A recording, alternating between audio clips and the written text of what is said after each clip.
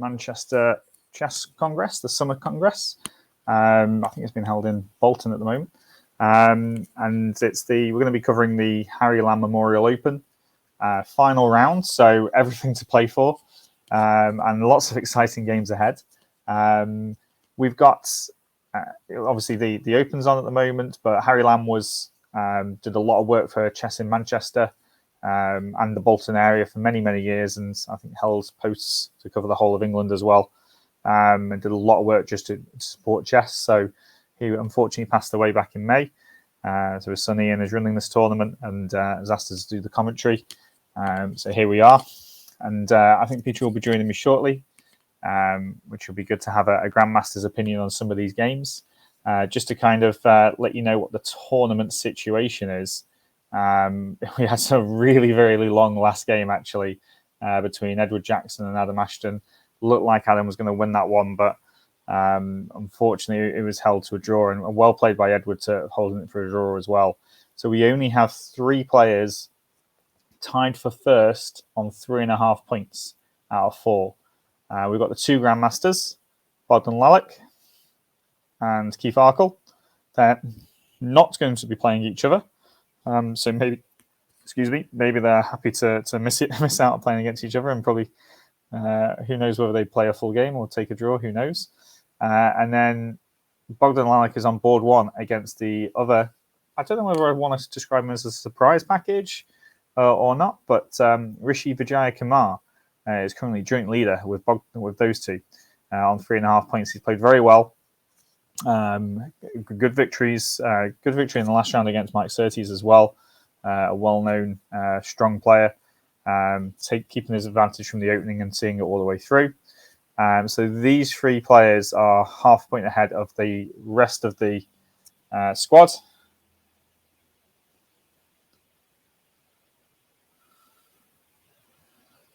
And so I just got a message about the Glorny Gilbert. And yeah, less said about that, the better. And so, yeah, it's going to be between these 2. If anybody wins, if Bogdan beats Rishi, he's going to be champion. Keith's got black against Adam Ashton. Adam's had a really tough tournament, some long games. Also, his daughter Alana's playing as well. So it could be a bit tired, but we've got some good pairings up on 3 points as well. They could still be in the mix if there's some draws up here, for example. Then you've got Manuel Dieterkerv against Paul Macklin, Andrew Patterson against Edward Jackson, who's played very well actually so far. Sarah Longston's come into it as well. Nice win against Sam Parry. And she's up against Daniel Gomez, who took half a point off Keith Arkle in round 1. And Benjamin Ridge is 1770. Up against Ethan Norris. Again, it's really good to see the mixtures of ratings. And to be honest, a lot of the pairings have been very much a case of, the ratings kind of mean nothing. So I'm going to see where Peter is, make sure that he can join okay. And I'm just going to put these games on so we can see what's happened so far. Let me just refresh my page. So we've got some moves on there. And when we click on the boards, it'll turn up a little bit bigger for us as well. So let me just see if I've pretty sure I did send a message.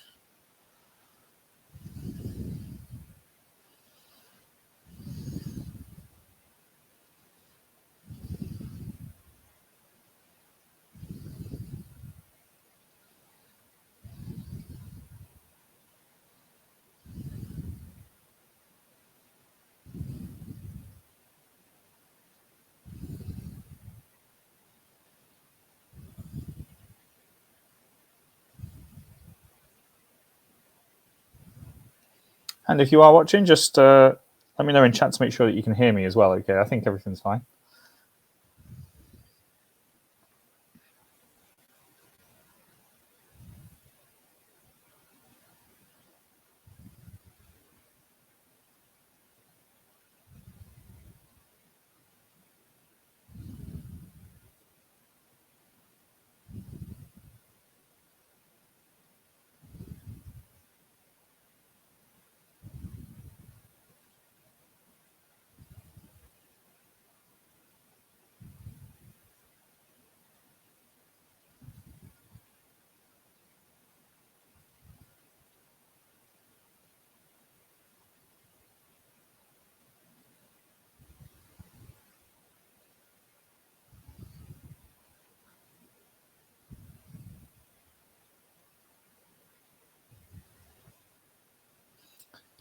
I hope he's checked his emails because I've sent him.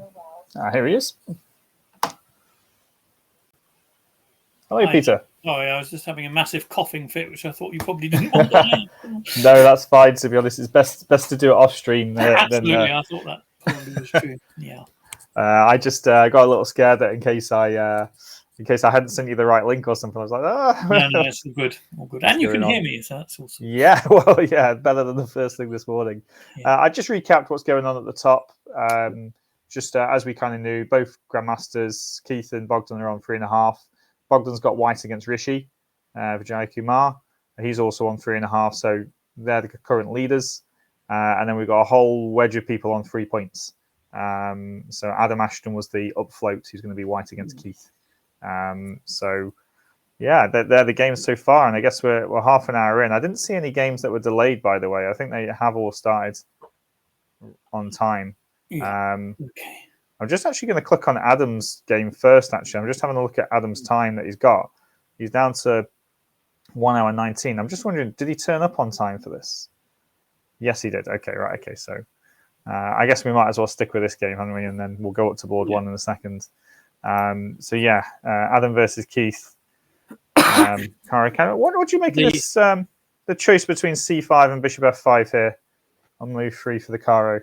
Well, I mean, Keith was one of the original c5 people long before it was even vaguely fashionable. He's been one of the people. It's sort of sometimes I've seen it called the Arkle and someone's system on occasions. He has been pretty loyal to c5. Well, I think objectively, you could probably make a case for bishop f5. But in terms practically, it's one of those things where, if you play bishop f5, you have to learn about 4 or 5 different, quite distinct white systems.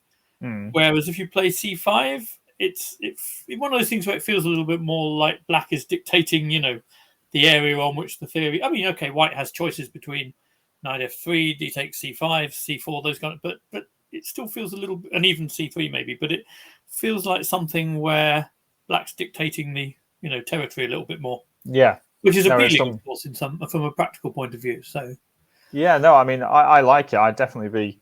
I mean, bishop f5 is the main move, of course, and obviously you can probably mix in that variation. But c5 definitely puts the onus on white. If white doesn't know what to do and just plays normally, then it's going to be pretty tricky. You can slip into a bad position by playing very sort of routine moves here. That's for sure. Yeah. Okay, well, Adam went. I mean, the current state of theory, I think, is that a lot of people are going knight f3 and then taking after knight c6. Oh, really? So they're waiting for knight c6? By taking immediately, white gives black the option of just playing this kind of French advance, slightly sub-optimal line d takes c5 with an extra tempo, of course. So there's a whole load of positions, but after knight f3, knight c6, it's arguable that d takes c5 is more awkward for black than it is here. That's one. Okay, so maybe that's something that Adam can. I mean, obviously black then has lines where they can develop the bishop on g4, and it's quite complex. But I think all those are holding up quite well for white at the moment. So there is an argument for waiting a move, because obviously if black plays e6 here, that doesn't work. White could play c3, and you've genuinely got a French with an extra tempo. So black needs to find a way to play that position, and knight c6 is the obvious one. Okay, and then if you take, and then does it get quite crazy like after this? Bishop g4, I think one funny line is people are playing c3, I believe. Oh, really? With the idea that obviously knight takes e5 loses a piece to knight takes e5, sacking the queen, and then bishop b5 check. Yeah, of course. Wow. Let's just show that. So that's just kind of worth knowing. People to watch back. Yep. And like in the Cambridge Springs trick, you win the queen back. Yeah, I like that. With an extra piece. Definitely worth knowing. You're going to play black. Obviously, black can take on f3 and e5, but then white has bishop b5 check and keep some initiative, I think. Yeah. Okay. Right. Well, that's a good little opening lesson. But I've seen this before. Yeah, this is also played. Of course. I mean, it's it used to be played sometimes for white against the French, and white does have an extra tempo, to be fair. So yeah, there are critical lines where black goes f6 very quickly after knight e7. It's obviously a more slow manoeuvring thing. I guess there must be some positions where black has to be wary of a Greek gift. This could even be one of them. So probably black can't castle around here instead of knight g6. Maybe there's Yeah. already Greek gift territory. It certainly looks quite. So this would be a definite. It may not be. It may be that some, because you always got to look at h4, queen d3 check, and queen g4 usually to try and it may be that one of those is good enough. Yeah, f5 comes, but it's no. This might. Yeah, I'm not sure if this is the best one for white, but it's obviously something black needs to take very seriously anyway. Yeah, of course. H4 sometimes has the virtue that black has to play rook h8, and then you play one of the other two with the rook stuck on h8 instead, which can be. So there's a lot to think about in these things. I mean, we saw a game actually. I think it was Paul Macklin actually, where I'll just go forward a couple of moves. Well, actually, no, I won't. I'll go forward one move, and instead of knight c6, black had already castled, and we had actually this pawn structure here. Okay. And Lan Yao was screaming out for knight g5, queen across to h3. I think it was either d3 square, and she says, "This is all I want to do in this position." Is knight g5, queen across, and checkmate. It is fairly dangerous. Yeah, I mean there are lines of the Slav that reminds me of where white takes on g6 and black has to take with the f pawn. All right, wow. Sometimes not so terrible, but it cuts out her quick mating approach. Yeah. Okay. Well, knight c6 is played. This is the position on the board at the moment. I'm guessing Keith's quite familiar with this. He's not using much time. Yeah. I think my guess is that white could have been slightly more challenging by not castling so early, just in the sense that if you don't castle so early, then if black plays knight g6, they always have to reckon with h4. Yeah. So I would have been tempted somewhere around here, maybe queen e2 now, just to, and then if you get, you probably get knight c6, and white has to find another semi-waiting move. But yeah, here I think h4 you would slightly regret knight g6 probably. Yeah, because you never really want to go h5. Well, if you do, I may even take your knight.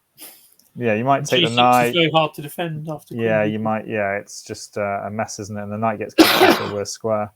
So yeah, okay. So I mean, h4 is. Yeah, I guess maybe after bishop g5, but yeah, it's not quite as good. And I guess if black's happy to play this a tempo down, what I'm wondering is for me as a French player, for example. Yeah. I should never really be too worried about this d takes c5. I think you shouldn't. I think if you should, then the three c5 camo advance really would barely exist. So, yeah, of course. I don't think you do need to be too worried about it. Yeah. Here, I think one of the things white needs to watch out for here is black playing knight d4. You can suddenly end up in a situation where e5 is actually quite hard to defend if one of the exchanges of it is removed and there's no f4 move because of the pin. Then e5 can become weak quite quickly. There will be complications because you're probably not threatening to take it immediately because the bishop takes g6 or something. But it's certainly something white needs to. I'm not sure how white intends to develop here, because one natural way is to play knight d2 to b3, but black could presumably look at a4 if you go knight d2. So with knight d2, a4. Well, just to stop knight b3, it may well be a decent. In this case, where does the knight go next? Hang on, isn't a knight f4 here as well? Oh, there is probably knight f4. Yeah, knight d2 is not working anyway. Knight c3 is obviously more natural because there's a b5 square, but I still think, if I had this with white, I would try to go queen e2 and knight c3 before castling, just to keep that h4 idea alive. Because without that, black feels reasonably comfortable to me. It feels like Keith's maybe even got what he wants here a little bit, and that's maybe why Adam's taken so much time. Where did Adam actually take his time, actually, thinking about it? So he did take about 5 or so minutes over these opening moves. Yeah. And he took 12 minutes over queen e2. Well, the poor guy probably didn't have much time to think about his approach to the game between games either. Yeah. He was playing a rook ending till. Yeah, he was playing that rook against bishop ending till about 20 minutes. Half an hour beforehand. And the thing is, though, you don't want to delay for an hour, do you? Because it's an extra half an hour you're adding on. Well, again, I suspect being there as a parent has an impact on that decision as well. If you were just there for the prize money, you may well opt to delay your game. But yeah. Okay, well, we'll see what he comes up with then. He's having another think here for another 10 minutes, and this is all time that I'm guessing that he could have saved from preparation, but didn't have the time to do so. So, Yes. a bit unfortunate, and hopefully make a good fight of it and put some pressure on Keith. But let's have a look at what's happened between Bogdan and Rishi. Looks like some topical line, or the line of the Catalan in some way. Let's see how it developed. Should be 3, should be 7. That's very interesting. Bogdan is probably... I think this is a very clever move order from Bogdan. I mean, against a young player, I think this has some... Like, because his idea is, if Rishi's well booked up for kind of castles, d takes c4, queen c2, then it's quite possible he'll meet queen c2 as he has with a6. Yeah. The idea is that now this gives white the possibility to play knight d2, which wouldn't... Okay, I mean, it's only... I think black's best bet here is to play a kind of closed Catalan when, no, knight d2 is okay. I think a6 is probably just not a great move because... So the point is that in this line... What you want to avoid is what he gets, where you take on c4 and white doesn't have to take back with the queen, but can take back with the knight, which has more interesting places to go after you hit it with b5. So now when he takes... Yeah. And now Bogdan just solidly defends e3, and I think this is not what black wanted. No, it doesn't look very nice, does it? It's not nice at all. This is the kind of thing you kind of dream of a bit as a Catalan player, I think. So he's basically taken the decision to sack an exchange. Well, he's not quite sacking an exchange just yet, is he? But he's played bishop d7 here. This final move. And he played that. He hasn't really thought really long time, has he, before playing this move? So no, that's quite surprising. I mean, yeah. I don't fully understand this, because normally when you're sacking the exchange in these positions, the idea is to get a light squared bishop and counterplay on the light squares. But in this position, I guess, well, okay, the good news is that white doesn't have time to take the bishop and take the rook, I think. No. If you play knight takes d7, he's presumably going knight takes, which covers the e5 square, and then if bishop takes rook, the queen can take on a8, and he's hitting h1 and still attacking the knight on c4. Probably worth. I guess that's a drawback of not castling, isn't it? Well, yeah. Although I think there were enough pluses for Bogdan here not to have to. Yeah, I thought maybe knight a5 here actually looks quite good. Well, knight a5 is certainly a move to consider. Indeed, it may very well be the best move, because it does give black, I suppose, the possibility of trying to play c5. Then that's probably what. Yeah, that's the only drawback, isn't it? But white still has these knight to b7 ideas as well, and a3 ideas. Indeed, just in some way. I don't know. I mean, not taking on d7 and retreating the knight is probably a small edge, but not as much as white could hope for. I mean, this move is clever, because now if bishop a8, then queen takes, and again, black's attacking two things. So the critical move would seem to be knight a5, right? Yeah, I was just wondering, because I did like this and thought this was quite a really nice move and everything, but then I thought actually a3 doesn't even threaten to take the knight on b4 yet. So you have to kind of castle first and things. And so I am really worried about this c5 move, actually. Are we? Okay. Maybe you should be. I don't know. Well, okay, one critical line would be to see how knight b7 pans out here.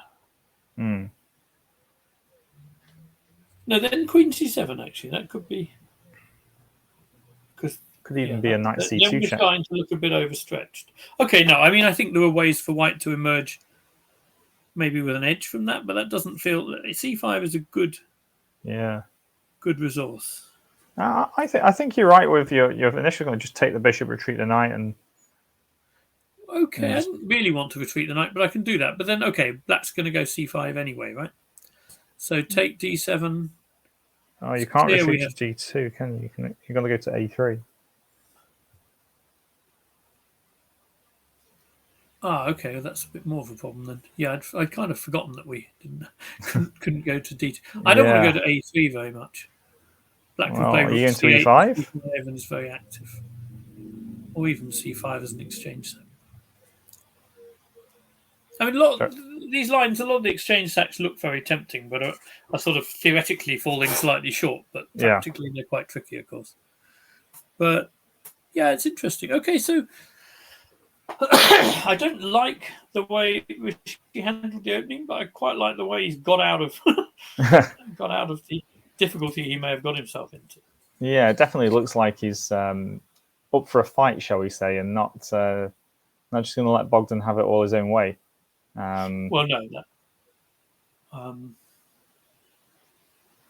Yeah, no, it's interesting. Okay, well, let's see how that develops. Bogdan's in the tank at the moment, having a think. So we'll breeze through some of these other games because they could still have a bearing on the places as well. We've got Manuel Dietika versus Paul Macklin.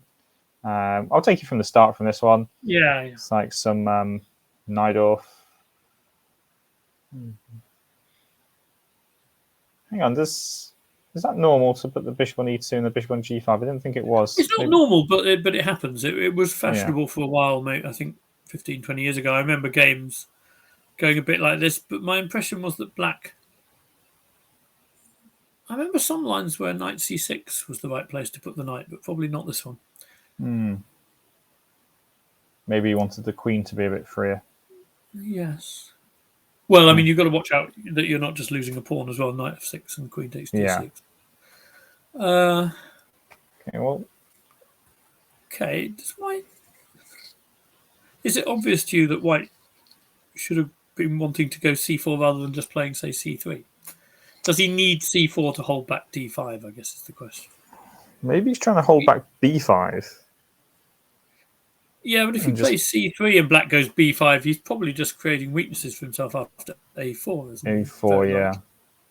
I mean, okay, there may be some knight b6 complication, but on the whole, this feels it's quite odd. You have this sort of thing that feels like a Maroczy bind type thing, but neither player has their preferred bishop.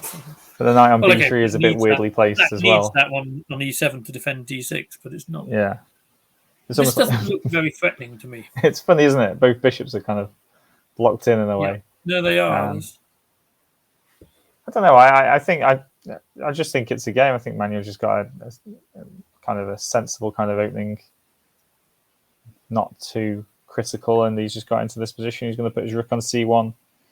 I'm not sure about c4. I think he needs to reroute his b3 knight first of all. Yeah, I was going to say, if black plays something like, if black holds back c5 indefinitely, which he probably can, maybe even if he plays something with sort of b6 knight, that knight looks very silly. It's a long way to reroute it somewhere sensible.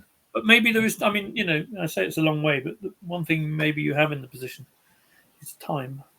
I think the problem is as soon as it moves, though, then black probably jumps in with knight c5 and maybe queen c6 to offer a queen trade, perhaps. Yeah, that might be. Yeah, exactly. So it's quite hard to reroute it. I don't really like c4, but I understand that if you don't play c4, maybe black has knight f6 and sometimes a quick d5. Yeah. Even that's not the end of the world for white.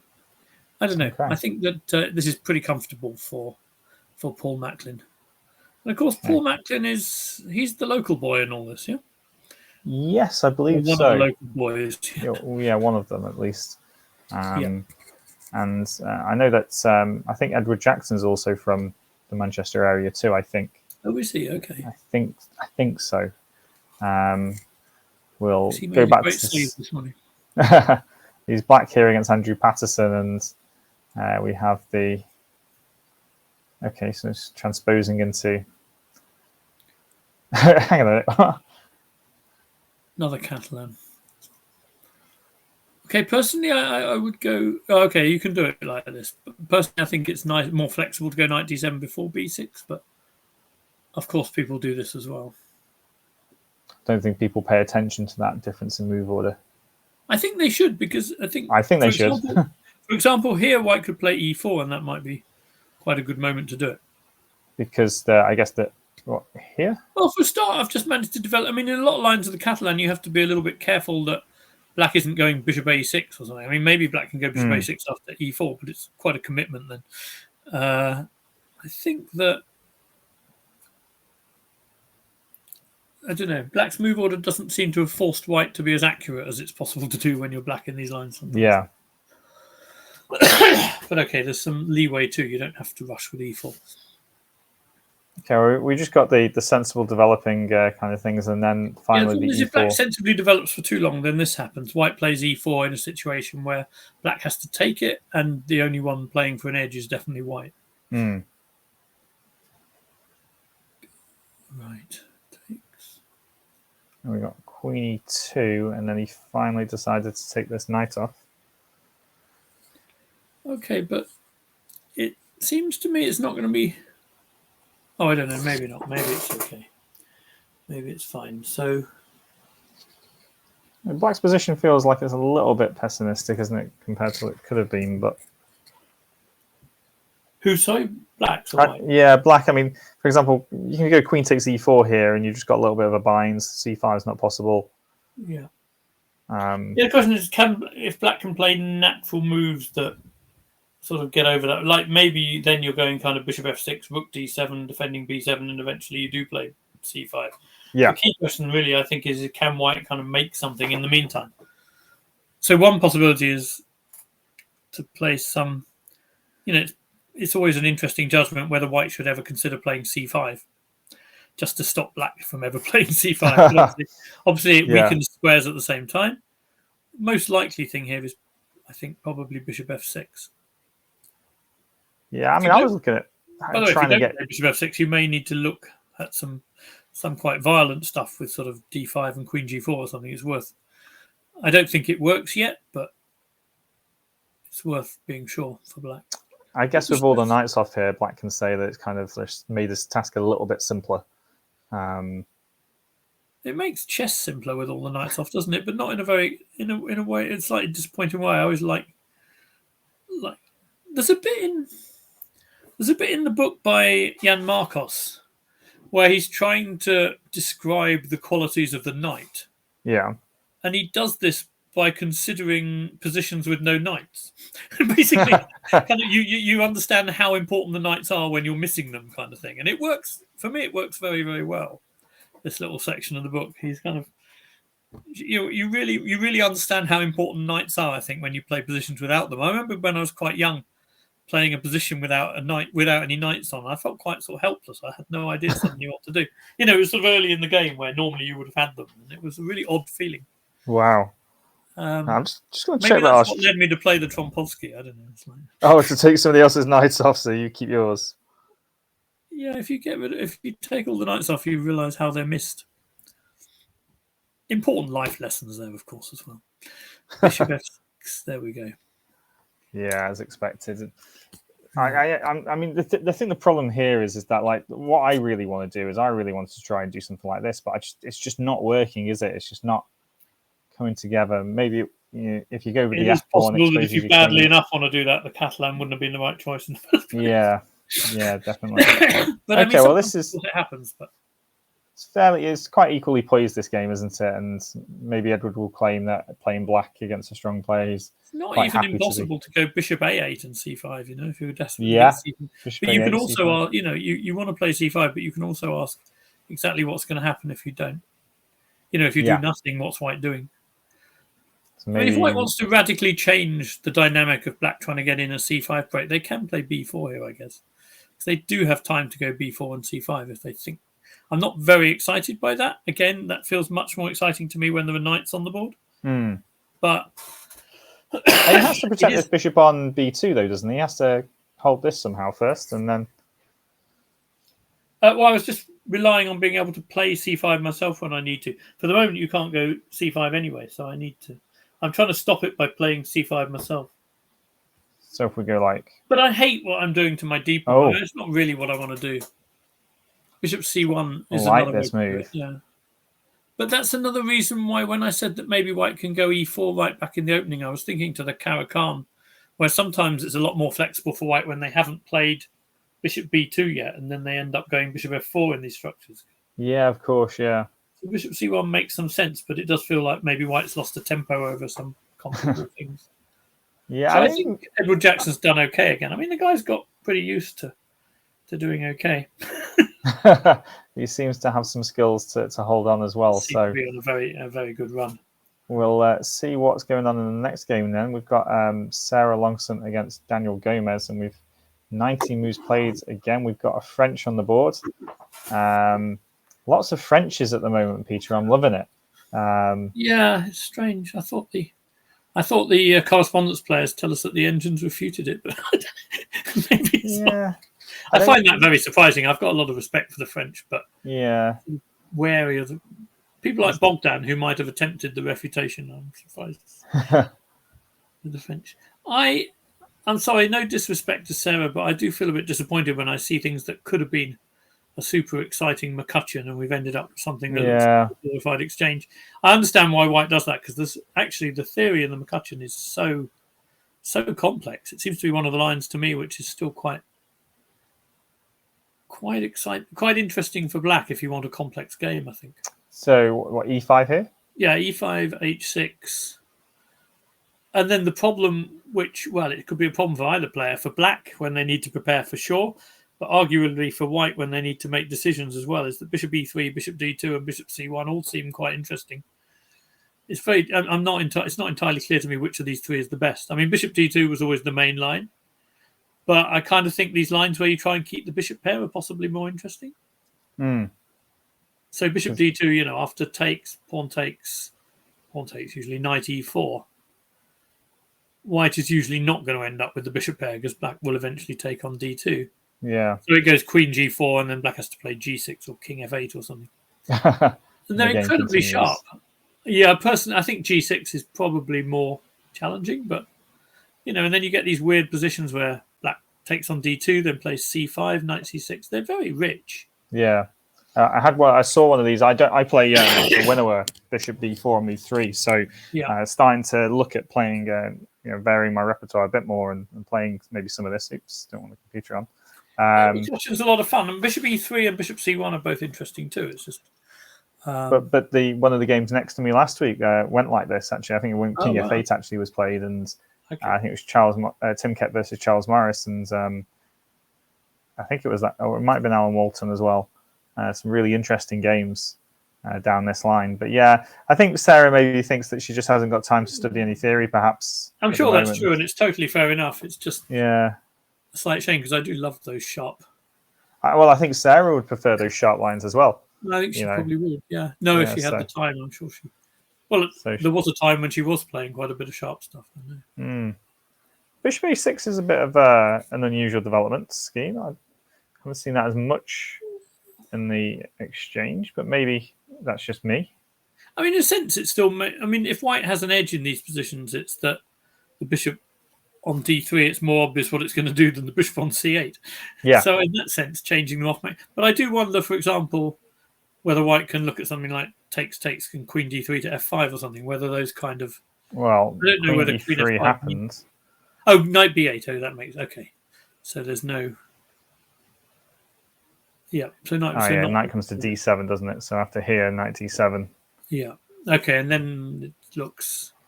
Well, it's nice that you can play Knight G3 because you're not losing a piece because of Knight F5. So that's an important reason to force the Knight to D7, I think. Yeah. But then G6 happened and that just shut down that Knight on G3. Does rather, doesn't it? I'm guessing King G7, move the Queen and then get the Rook in somehow. So Sarah kind of saw that this Knight was doing nothing. Played Knight F1. No, I was just wondering about Knight F1. Okay, I should have looked. Yeah. King came forward, which seems like an obvious move. Yeah. I'm guessing this Knight's going to G4. But now it's not because it can just... well, it did go to G4 anyway. But there's no longer any pin on the F6 Knight. Yeah, okay. Can I just see when it went? Which point? Here? Yeah. So what you need here is for the bishop to be on F8, and then you can take on F6 twice, and Knight takes D5 at the end. Yeah. But unfortunately, that doesn't work, so... Yeah, you just... One short. So just to show people this, who's watching back, it doesn't quite work. It doesn't work. To be fair, it doesn't really deserve to work. No, it's a bit too long, isn't it? Well, No, but I mean, it would be very important if the queen weren't defended. Yeah. That would be. It's just the kind of thing I see first, and then I have to start thinking about the proper position. Yeah, well, you've got to see the tactics first. I mean, yeah, I mean, this is I typical. do see those ones. I see the ones for myself, not so much for my opponent sometimes. I mean, this is typical exchange French, though, isn't it? You know, you kind of do a bit of piece play, hoping that it works, but you kind of know that it shouldn't really work with correct defense. But if it's a typical exchange, then it sort of brings into clearer focus why it is a good idea to play bishop a6 and trade those bishops. Because it does feel slightly more comfortable than usual because those bishops are traded, I think. I mean, I will say, anyway, yeah. Daniel's played some good chess this weekend. No, he has. I noticed. Yeah. I don't know if he's a youngster or how old he is, but I think he's not a youngster in the sense that some people we were talking about. Yeah. I mean, he's a youngster to me, and you as well, but not in general. Not a very youngster. But yeah, I mean, there's these players around that are capable of playing very well. And it looks like he's put some work in his chess because he's not used up much time here to get here.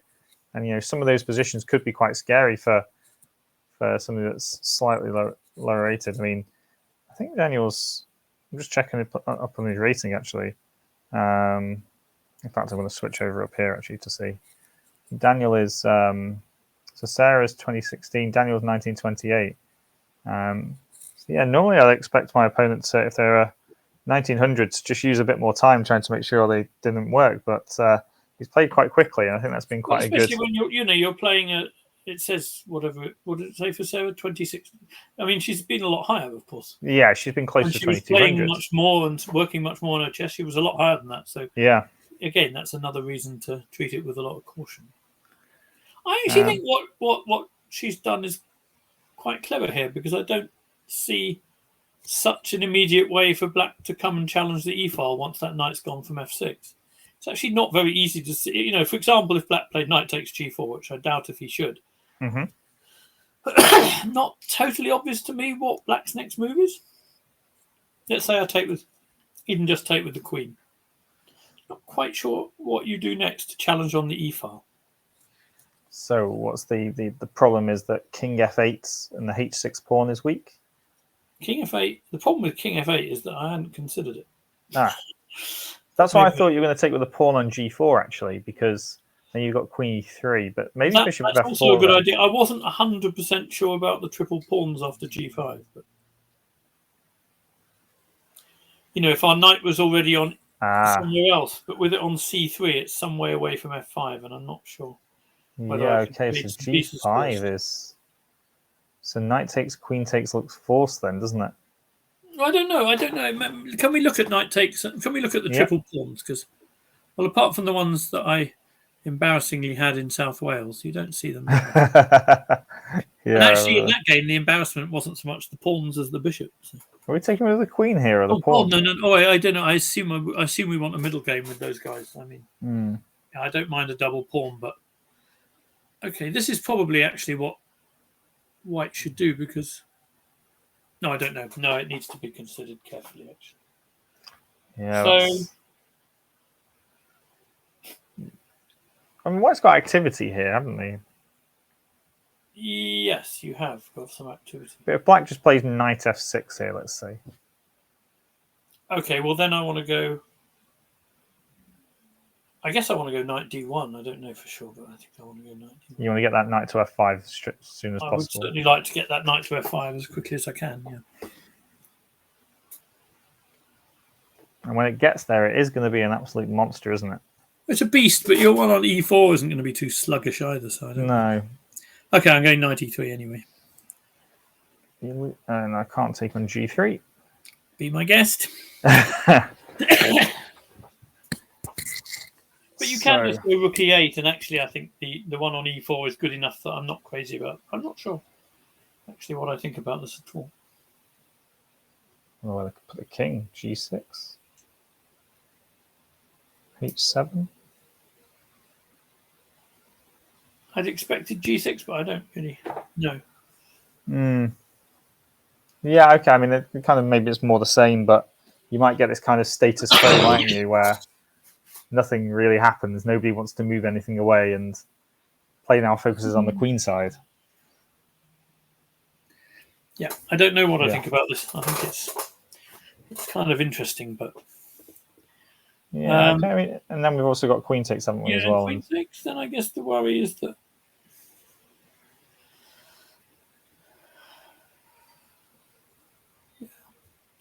I hadn't really thought about king f8, but it's probably a good move. Mm. I'm not sure that knight f6 is such a bad move either, actually.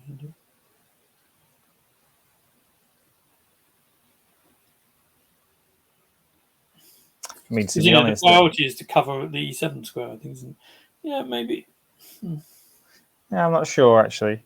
I don't I really really want to didn't go. like giving you that f5 square before. I thought your knight was more dangerous than the knight on e4, but maybe that's just being a bit more pessimistic.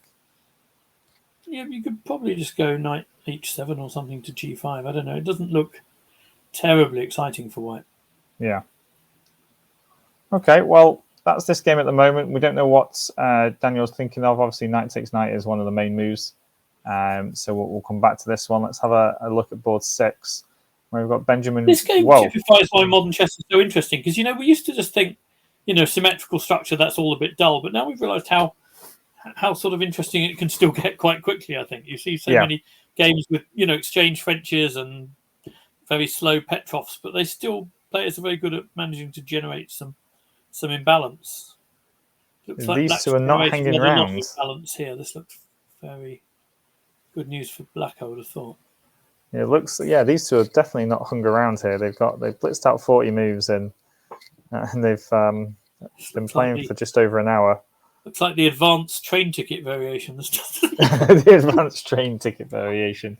Yeah, I mean, I'm sure both players could have maybe found some better moves, but with it being on a late Sunday afternoon game, it's the last game of the tournament. How many points have these guys on? Ethan, and they're on 3 points each.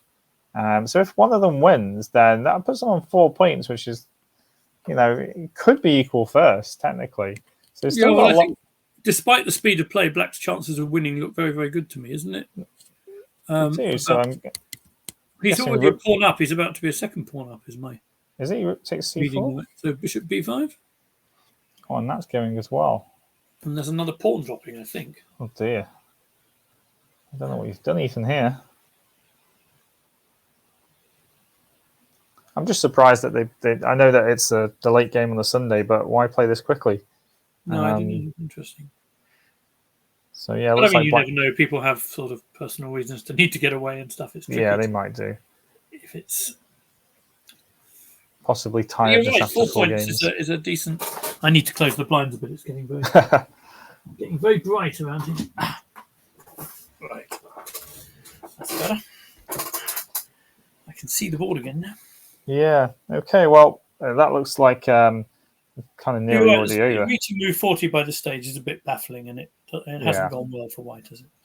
Okay. Well, let's have a look at Adrian Lambert against Toshiko Aurora, and this is. So Toshika's back on 2.5. Is that right? We didn't see any of the. Yeah. So this is down to the 2.5 group, top of the 2.5 group. This is. And wow, there's knights on pre and everything. Let's see how this develops, actually. Yeah. So he went actually this setup. I used to play this occasionally when after knight f3, knight f6, so the Gleck 4 knights. Oh, really? But I don't think I ever played it. Yeah, I played all kinds of things in my time. But this version, I don't know. I haven't done. It's basically get the king out of the way and chuck the f pawn down the board. I would have thought so. I don't think I like knight 8. Oh, maybe I like knight h7. I need to think about it, but it's. I guess the idea is that if white chucks the f pawn down the board, you can chuck yours back as well and sort of try and. But after knight takes, that doesn't work as well as it would after other captures, I think, is the problem. So the point was maybe if g takes, then possibly black. Yeah, I think after g takes, then f5, knight h7 is kind of justified. But after knight takes, there's too many weak squares to go in f5 anymore. So and here come the knights. And then knight d4 was played. Kicked away. Bishop got kicked away. Yeah, I don't See, really just like what she's done here that much, but yeah, just a little bit of initiative just lost there. With the bishop on a7 is just out the game. Now knight h5. well, also as I said before, I think she's actually become a really dangerous attacking player, but maybe I suspect she doesn't like being attacked quite as much as she likes attacking. Kind of, I'd more expect her to see her as white in this position. Well, thanks for the comment, Passport. We'll have a look at that game next and go back to it. Saying that Keith is possibly ahead against Adam Ashton. But this looks quite interesting here. So here we get this knight df6 check. Yes. I mean, what is that? I assume that we're just going to follow it up with queen h5 and h4. I assume so too. I mean, I don't know. It looks pretty dangerous. I mean, it makes sense because, okay, I mean, white wouldn't have done it if the knight wasn't attacked with c6, but you either have to retreat or keep going, and it makes sense maybe to keep going. I mean, okay, there was some...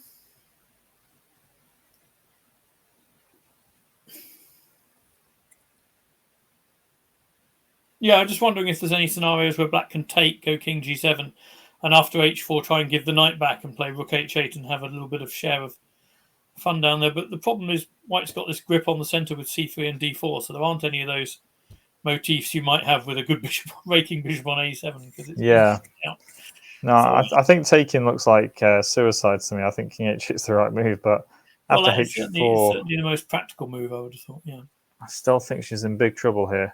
I think she's in very big trouble, unfortunately. I think that, but okay, she can play probably knight h7. It's not the only move, surely. Has to take on f6 or play knight f7, I'm sure. Knight h7 is the right move, especially having not taken the move before. And then probably white just exchanges it. I mean, the problem for black is white has an attack, but in addition to that, I don't really see a downside to white's position. I don't see anywhere where white's particularly vulnerable or there's a source of counterplay. I don't even see exactly how she... I mean, for example, after knight h7, king takes, it's going to be pretty hard to kick that knight away from h5 because g6 will be fraught with danger. Yeah, it's going to run into this check, isn't it? But then again, on the other side of it, I think she's surviving here. I don't see an immediate breakthrough for white or an immediate plan that's just going to smash through black's defenses.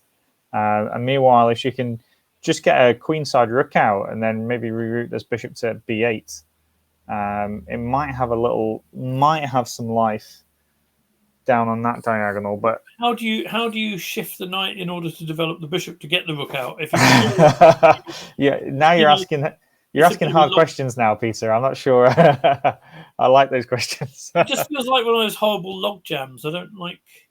Well, okay, maybe then maybe I'll start with bishop b8 then. So I don't know what's white doing. Queen f3 looks sensible. I thought I might go queen d3 and pretend I'm threatening e5 check or something. Oh, are you threatening e5 check? I don't know. I was going to pretend I was and let you decide. Okay, well, I'll go bishop b8. Well, then I'm going to go e5 check. But then my bishop gets out. I'll go king h8. I think I'm going to play bishop takes h6 and knight f6, unfortunately. Oh, wow, okay. And I'm going to lose horribly, am I? I guess. Well, okay, I'll take here. Okay, I'm still going to take on g7 and play knight f6, I think.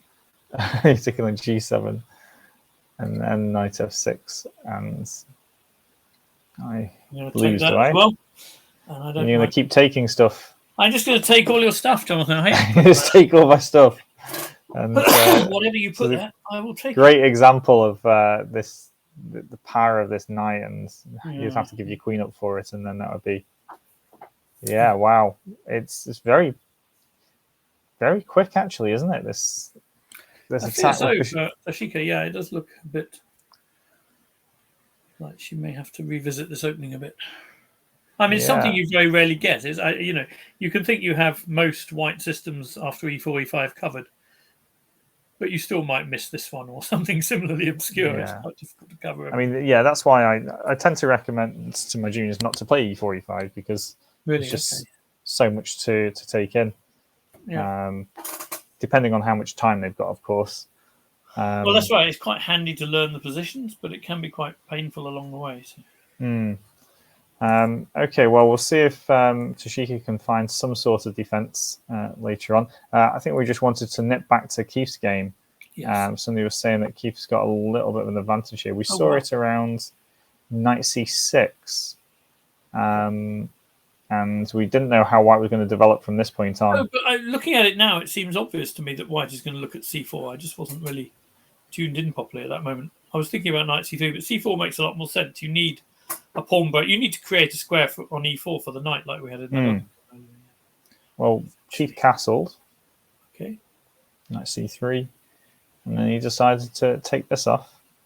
Okay. But then Adam decided to take on g6. That may be for the sort of reasons we discussed earlier, that if black can get a timely, if you take on c4, it may be that if we get a timely knight d4 in for black, that e5 is becoming quite weak. Whereas now there won't be problems with e5 becoming quite weak. So now it feels like white sort of should be looking towards the Lanyao attack. Yeah, well, that's what I was thinking, actually. But I mean, queen d3 is going to be a bit of a problem, perhaps. So I think you want to take that pawn for that reason, not because it's a pawn so much as because you don't want to give a queen d3. Maybe you could do it with rook d1 as well, I suppose. But let's assume this for the moment. Then probably, if black doesn't go bishop e7 here, then this quick attack with knight g5, queen h4 looks pretty scary. So yeah. In fact, I'd be quite happy as Adam's position here. I'm just wondering why Keith is thinking here. Is he seriously considering? He's actually taken with the f pawn. Well, like I said, is sometimes in the Slav there are some moments like that. I don't think it's going to work here somehow because, if white takes on c4, you're not looking at some exchange sacks. Probably the bishop on c5's on freeze as well. Yeah. But having said that, I mean, you probably, with white not having a light square bishop and you having one, you do sometimes have enough kind of white square coverage to justify weakening e6 like that. And, you go rip on f5 and that sort of thing. Could be interesting. It's not very Keith, I would have thought. No, it's quite dynamic play. I actually quite like this idea as black, and I think it's my style. But it wouldn't play well with Keith's hierarchy of pawns, would it? No. You've got to capture them towards the centre and have more of the centre ones. So I'm not sure it's Keith. But okay. But on the other hand, he's thinking about it. So it's the only thing he can be thinking about. No, he's done it. He's done f takes. Oh heavens! Oh well, there you are. Yeah, I'm shocked. The hierarchy of pawns second edition is going to maybe have to feature this decision. I think bring out another book to see what's going on. Okay, well, let's see what's going on the other boards. Anyway, it may very well be the right move. I can see a lot of virtues. It's certainly, I mean, one thing Keith does like to do, like to put a huge priority on all the time, is king safety, I think. So yeah, there is a real sense in which f takes g6, regardless of the f-file dynamism. It's arguably just the right move from the point of view of king safety. Okay. Well, we've got Vikas Sajanani against Russell James, which is in this position, which is looks like it was some sort of perk earlier on, or a Philidor. Okay, well, I reckon black's going to win because he's got more pawn islands. I actually quite like black's position because I think that the knight coming to g5 was going to have an element of dynamism that compensates for any number of pawn islands. Yeah, so if he takes an e3, knight g5, and then the f3 square is going to come. It's really hard to cover f3. If white had king already on g2 and could play knight g1, it'd be a very different game. But can he take with the pawn on e3 though, and then play rook f1? Well, but I still have takes and rook f8 again. I'm still going to land on. I'm going to land on f3 one way or the other, I think. Yeah, so Russell's maybe and quite e4's happy. on freeze then as well, actually. So yeah, I think that black's. I mean, I don't know how exactly they got here, but I think that in terms of compensation for the slight extra weaknesses, I mean, the e5 pawn is a little bit of the double pawns, but it does cover important squares like f4. The a7 pawn would be weak if white had time to consolidate, but I'm not sure he's going to. So I think Russell will be happy enough here. Yeah, definitely be. prefer black because you can't stop the invasion into f3 and the activity that it provides. And you're right in saying sometimes double pawns, I think you brought this up earlier, that actually there can actually be a positive thing, and here they just cover all of these squares that keeps white at bay. Okay, well, we'll skirt on. We've got Mike Surtees against Alana Ashton. Does this mean Alana is now on the 2.5 group as well? Yeah. Yep. That's good. So actually, she could overtake her dad. Okay. So if Adam loses and Alana wins, but I fear that she's a pawn down here. Yeah. It does look that way. Yes. Should we just have a look how that happens? Yeah. So Mike did his slow opening against the dragon. You know what? I think after, because he's gone d3 and then d4. I think in this position, after e5 by white. So after takes, here, d4 takes d5, e5. I think in this position, they're very close to sort of known theory, except that black has an extra tempo from white having gone. And I've always thought that for black in this position, the key thing is not to allow bishop b5. So maybe and just I played a6. something like this against Pete Sauerway many, many years ago before I'd ever even studied it, and was quite pleased that I found a6, which I think is actually just a good move, or at least a very good idea. I think this structure when the bishop takes on f6 is always quite nasty on the dark squares. But if you can stop bishop b5, then you need that knight on c6 to help pressure d4. You maybe bring the other one round via h6 or even play f6. I think it's all quite pleasant for black. Yeah. So where I would recommend to Alana to start thinking about doing something else might be here. And I certainly wouldn't play a6 because I think the structure's already... I mean, it's much more unpleasant for black than she could reasonably expect it to be. I mean, it's more unpleasant than kind of analogous things that you would think. She goes c5 here, which is pretty aggressive. Well, she understands very well how unpleasant it is to have that weakness, so it's a good instinct. She has good instincts. But unfortunately, in this position, she needed to make one extra. Okay, she probably just missed this tactic, actually. Yeah. And now it's pretty unpleasant because actually both of the knights are at least as good as both of the bishops. So. Yeah. And the f-file is useful as well. So the knight is just perfect on d3, threatening the queen side, freeing up the rook on the... It's going to be... Yeah. no fun at all for her, I'm afraid. No, Mike's going to push and push and push. And maybe Alana gets lucky, but Mike's definitely in the driving seat there. C-file control now as well. Yeah. No, this looks pretty unpleasant, I'm afraid. Okay, right. Well, we've also got Michael Ridge against Sean Gordon. Again, whoa, a lot of pieces have gone here. A lot of pieces, including an extra one of whites, by the look of it. Oh, hang on. There's an extra knight. What? But okay, there's 2 pawns. Can't be enough. And 2 of black's 3 are not ideal. But I don't think. Nonetheless. Yeah, I think the problem is that she's got to fix the white pawns at some point with g5, and then pick off the queenside pawns, and then the knight will hop in and around to mop up white's position. Well, the key thing to note immediately is that there's you couldn't even play a4. You could also go knight d6, but there's also rook e7 to answer rook c7 check, and I think it's still going to be easy enough with the... Yeah, Michael has to play on because it's not enough material to resign yet, maybe. It's not something you'd resign, but it is something you'd probably expect to lose. Yeah, it'll end pretty quickly. Unless you're very negative about these things, there has to be a gap between those two things.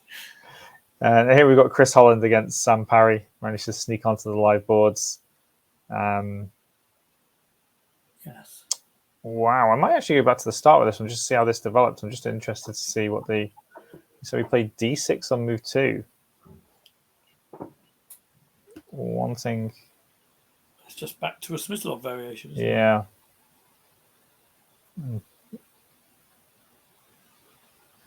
Yeah, knight e4 is usually a good idea to swap off those pieces. Well, it sort of slightly softens up white's d4 square, doesn't it? So vaguely threatens to take on f3 in some scenarios and puts a little bit of on d4. But okay, that's a clever move because it feels to me like part of Black's idea is the sort of possibility of that exchange on f3, and I guess the idea now is to leave the bishop a little bit stranded. Well, it's getting trapped, isn't it? If the bishop on Well, e4. that is kind of. I was trying to be polite. Trying to be nice about it. I actually thought I hadn't realised quite how stranded it is, but it definitely is. It definitely has posed some problems for Black how to bring this piece back. Yeah, so I mean, problem for Black here is that maybe something like b6 can be answered by d5.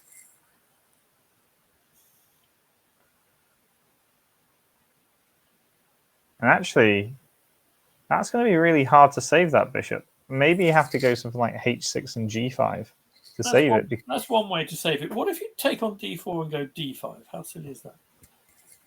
That might be another way. I don't know yet. Taking on d4 makes a lot of sense, actually.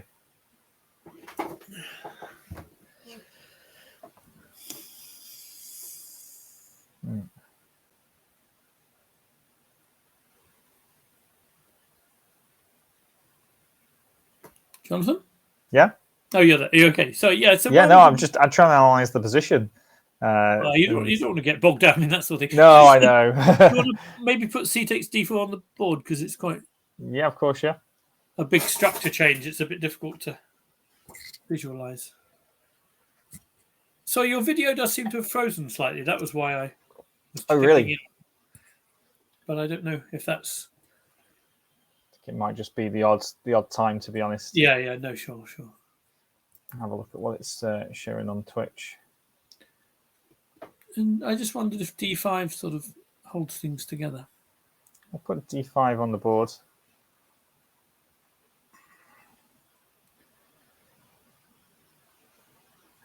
And then if White was really still determined to try and show they were winning a piece, they'd probably want to go g4 straight away. It does look very committal.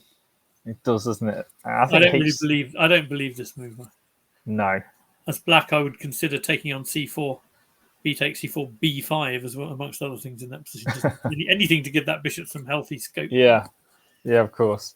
Yeah, I quite like this. I mean, maybe f3 is played and then bishop back, and then can we take on d5 here? You can, but I thought knight b6 should be okay because I mean, with a knight on e1, you're hardly quick to the e file. I mean, I also quite like rook c2. Well, I would if there wasn't a knight on e1. Oh, the knight on e1. Yeah, but I mean, it's been a long weekend. Wow. No, it hasn't. I'm sure it's been a longer weekend for you.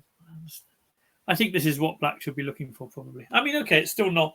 It's non-trivial taking back on d5 if I maybe if I go g4, but White's making an awful lot of concessions to try and win a pawn. Yeah, I mean g4 here. I think this is just nice for Black actually, unless there's g4 and d6. That would be the only thing. Ooh.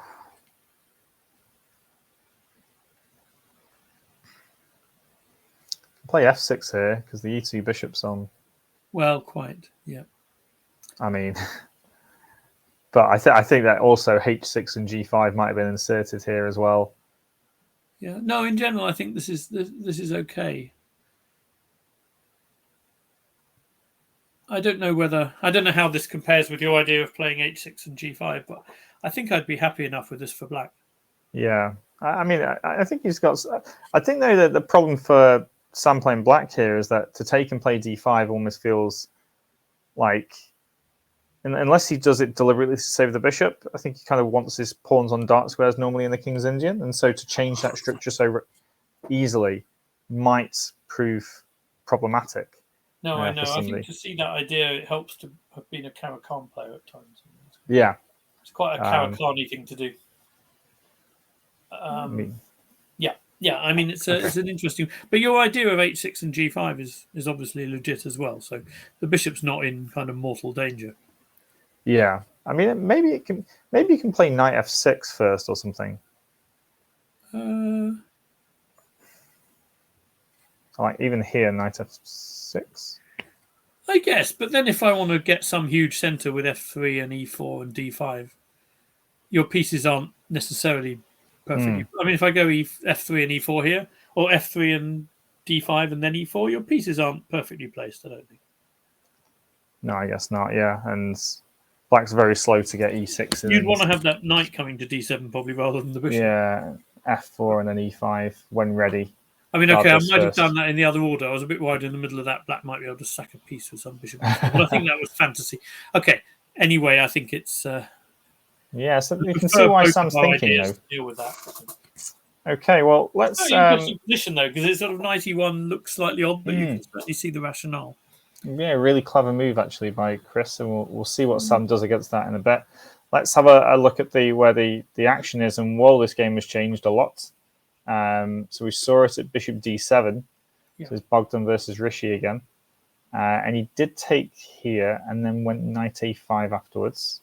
Why were we saying that you had to go Knight A5 or change that bishop? It makes obvious sense to do both. But okay. And then C5 was the main move. Yeah, that was what concerned me, if anything did. Knight But B7. Knight B7 is the forcing line.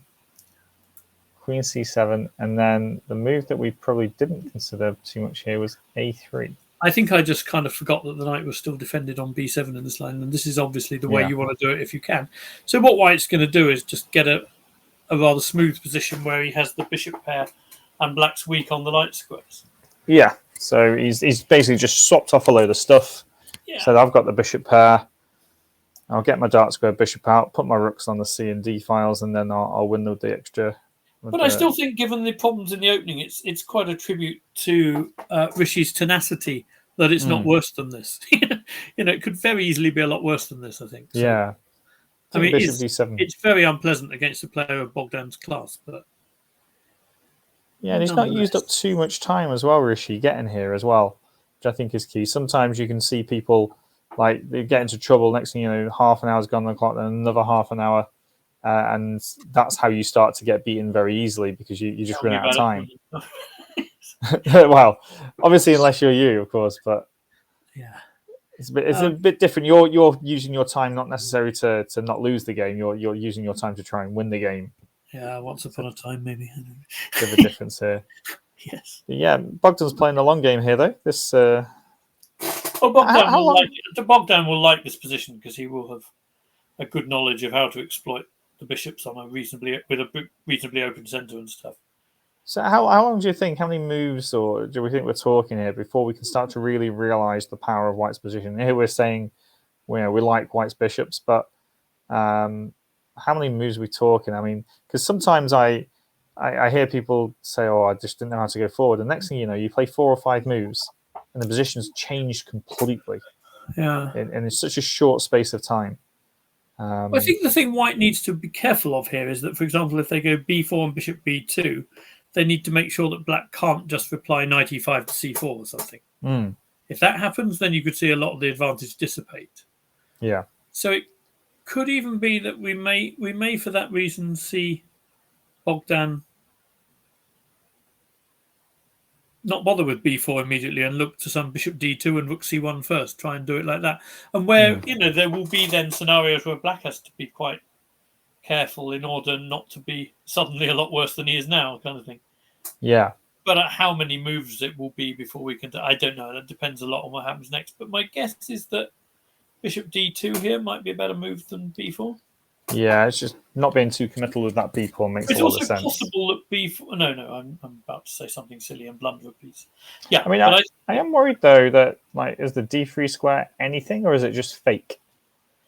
Well...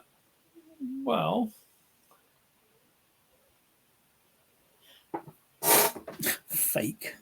Poor d3 square feels a bit hard. Let me put a bishop... If I go bishop c3, then it might be fake on the grounds that if you go there, your knight might get trapped by bishop e4. Yeah, okay. Then it's fake.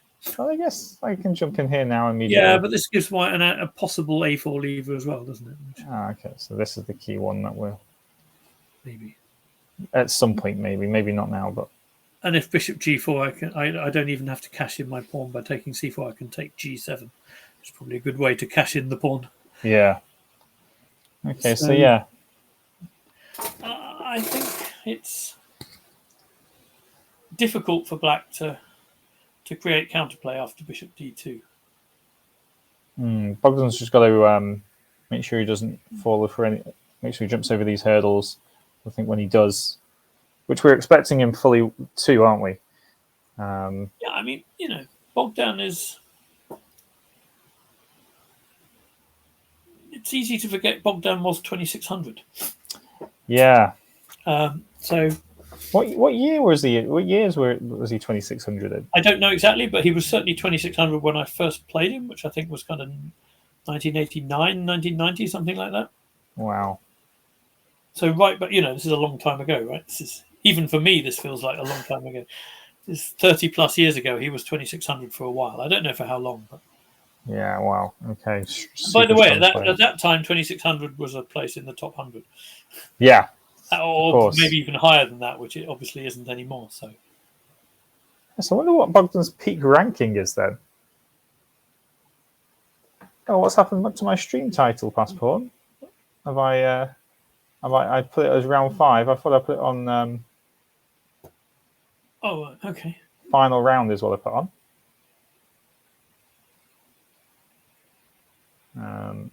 Okay. Thanks. Says round 4.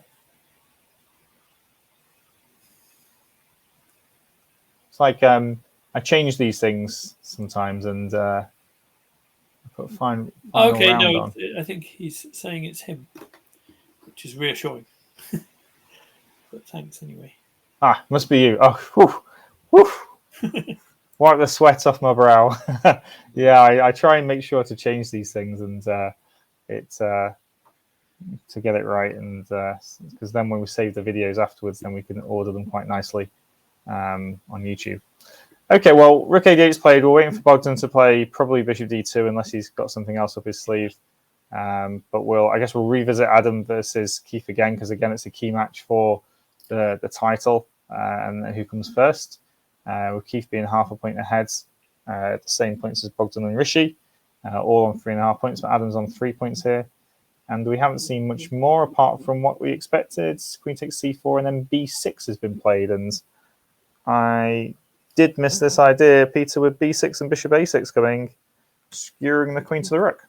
Well, yeah, although for the moment there's Queen takes E6 against Bishop A6. So, I mean, I also wonder now whether some kind, with the Bishop defended, whether some kind of Rook takes F3 and Knight E5 is sometimes in his mind. It's not possible to consider an exchange.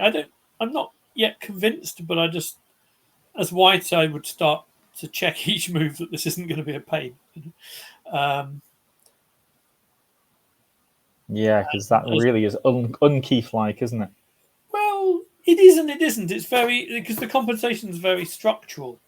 So in that sense, it's quite. By the way, there may be more to it. There may be a Rook takes F3 and Knight D4, defending E6, when the Queen's position might actually become to be an issue with Bishop A6 coming or something. Oh wow, that could be more interesting for white. Wow. So I mean, can't even find it. I mean, again, I'm just speaking off the top of my head here, but those are the sort of things that might worry me as white. To be honest, there's a lot to worry about, though, isn't there? Really, I mean, well, okay, but I think you can do moves. You can do moves like Bishop G5 and Rook D1 and stuff, but the Queen just finds a nice square on. Sorry, we should probably just add. I'm not at all sure that Bishop G5 might not be met by Knight takes E5 straight away. Okay, that as well. So removing the defender of the bishop. Yeah. There were some tactics, but they all look quite healthy for black because you can always flick in Knight takes F3 with check if any other weird things are happening. So really tough I position. think white would do well to forget about the F file maybe and kick off with Rook D1 here. But then I guess there may be some tricks with F2 being weak in the air as well. I think we're starting to understand maybe why, I guess, the original comment we got might have been based on the engine quite liking black, and I'm starting to see why that might be. Or it might have just been people liking black, but no, I think so. I mean, it's just showing you, doesn't it? This this E5 pawn that's been there right from move 3. When you do D takes C5 in this Caro, then that E5 pawn is the target, and it's proving very difficult for white to defend it. Okay, let me be very cold-blooded. How bad is it if we just allow some more disgusting-looking double pawns and play Bishop E3 here? Just because I was thinking Bishop E3. I want to trade the bishops. I want to weaken the knight on C6, which is the one downside of that B6 move, and I want to make all these exchange sacks with Rook F3. Oh, hang on. If we take on E3, are you taking on C6? I wasn't. I was planning to take on f3, but I would look at it, I guess. Probably bishop d7 is fine, but Yeah. I quite liked positionally the idea of just creating a square on d4 I can put my knight on, and then opening the f-file to compete with your rook on the f-file, and just feels like a way to, if black is doing well, which is possible, feels like a good way to damage limit. Actually, in this position as black, I might give rook f3 a few moments of my time, but I find it very hard to believe, because queen e4 is going to hit a8, and that should be enough to see it off of it. This is the problem, yeah? Yeah, it hits the knight, and there may be other problems. That's one problem, I think. Yeah, I find it very hard to believe that's going to be a big issue. And meanwhile, we're relying on the fact that, as we said before, bishop a6 is always met by queen takes e6 check. So we're not losing an exchange now. Maybe black's just not quite in time here. Well, I certainly think bishop e3 is the rational move once you've thought about it. We'll miss out queen 6, knight c6 just for now. Yeah. And I'm guessing here queen e8 might be a good move. That's one of the moves I was thinking about, yeah. Knight e4. I mean, how bad can this be for white? I think now that the rook can take back on f3 is much easier, but I mean... Let's say I just prioritize not having any severe difficulties and getting a pair. What if I even just go knight d4 here and ignore my e5 pawn?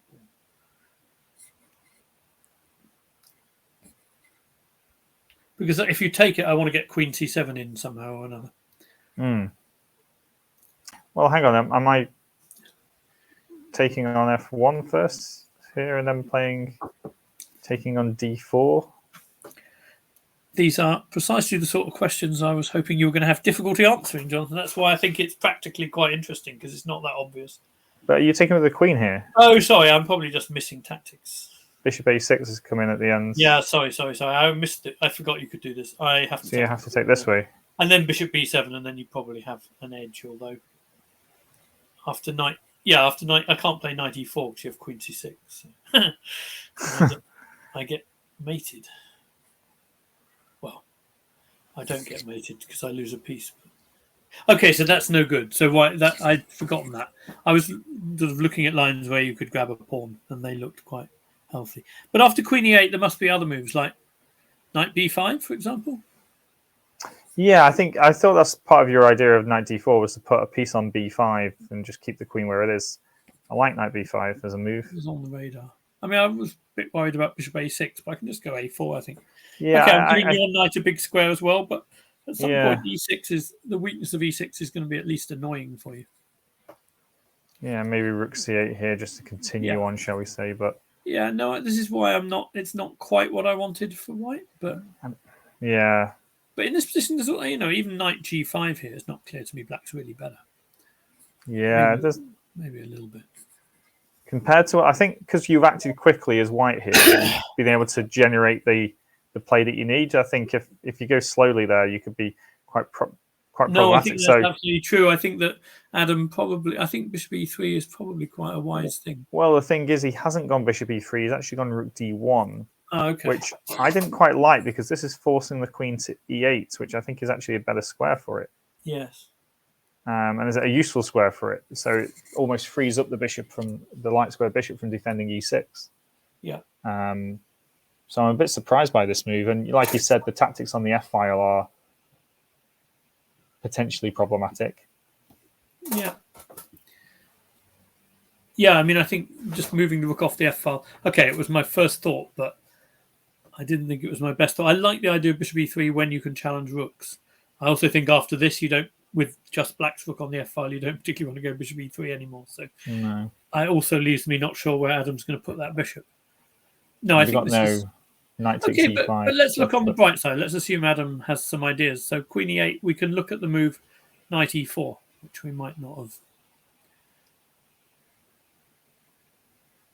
And this is the kind of position where black may actually need the exchange sack or some version of it. Yeah, do we throw in bishop a6 first here?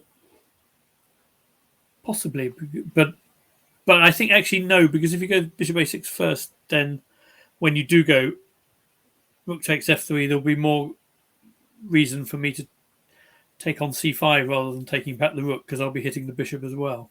Oh, okay. If you go rook f3 first, then knight takes e5. If I go to queen e2, then you've got bishop I a6. thought this was going to be met by knight takes here, yeah? Maybe. Well, then I hoped that from Keith's point of view that he could take on e5, but I don't know.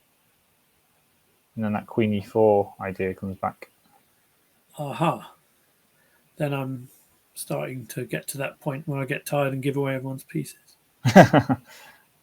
Yeah, okay. There may even be queen h4. So queen e4 is a good move, yeah. Yeah, queen Okay. h4 as well. So this is... I mean, I guess maybe after this bishop is a6, you're idea. I mean, bishop back to a6, okay, c2. queen. Yep.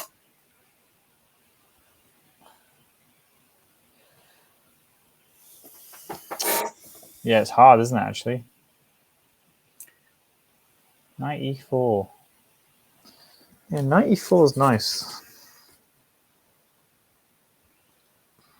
I suspect it's his idea. I mean, when I originally suggested rook d1, knight e4 was the thing that, it's the ability to play that without losing the exchange that was high on the list. But So is it any different then if we go queen e7?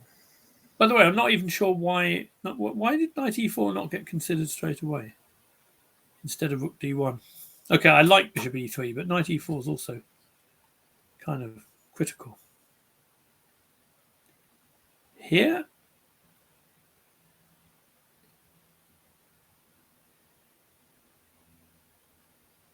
I think I'd also assumed rook takes f3, but knight takes c5, as you said, is still not a bad answer. Yeah, knight takes c5 is the killer move here, isn't it? Well, I think black always has compensation on the white squares, but it's certainly the move I want to play if you let me, yeah. Yeah. Yeah. Wait a sec. There could be knight d4 in that position. Yes. That might be the key idea. I think actually I've already been through this thought process once. That's why I wanted to go rook d1 to cut it out. But queen e8 does add a few things for black as well. It's very complicated, this position. I mean, it certainly doesn't feel like it's necessarily bad for Adam. Is there any other spaces for this queen to go? e8, e7, c7 doesn't look right. c7 doesn't look right, no. So he's deciding between e7 and e8, I think, at the moment. I think, yes. Just trying to get inside his mind just to see what's going on. And it's, a tough game. And I think Adam's acting quick enough at the moment. I felt like if he doesn't do something quickly, then if Keith gets his pieces out, then this is all going to be hanging. I think white needs to be quite quick here. Hmm. Yeah, it's quite a tough last round pairing for both of them, actually. Yeah, I'm pretty sure after 4 games. And they've had long games as well. Both of them have. Yeah. So they might not be too happy. Let's just look at the rest of the threes and then happy having long games. Look at the threes and then we'll go for a short break. This one was Manuel against. This is the Sicilian. So it's just progressed slightly, hasn't it? I think I don't know why exactly. I slightly like what white's done slightly more than what black's done in the meantime. So the bishop is covering the e6 square. The knight is sort of thinking about coming to f1 to e3, I think. On the other hand, maybe black even has some b5 pawn break if he wants it, now that the bishop's not covering it anymore. I don't know. Yeah. Difficult to say. And I think we're going to see something like this, personally. You think he's going for a hack attack? Yeah.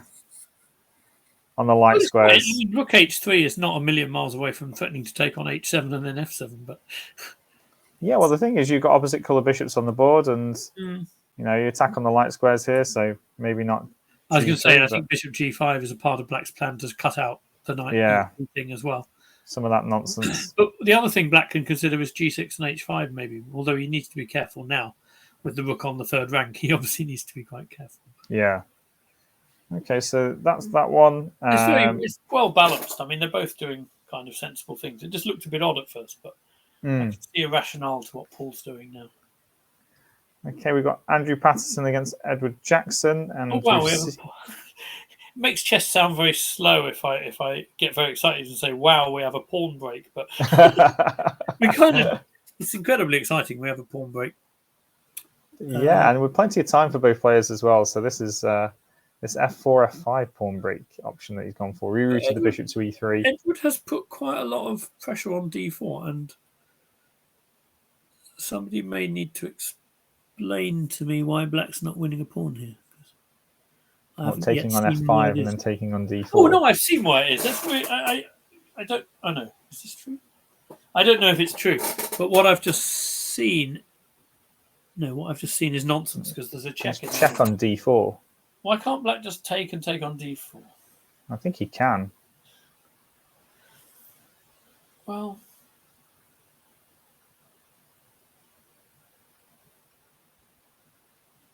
yeah, I think he can. Hmm. There's no rook e8 check nonsense. Yeah, I had a really nice optical illusion. If it wasn't check, there was some idea with bishop c6 at the end. Yeah, I saw that too. Yeah, where you get some rook e8 mate, but it's check, so none of that is relevant.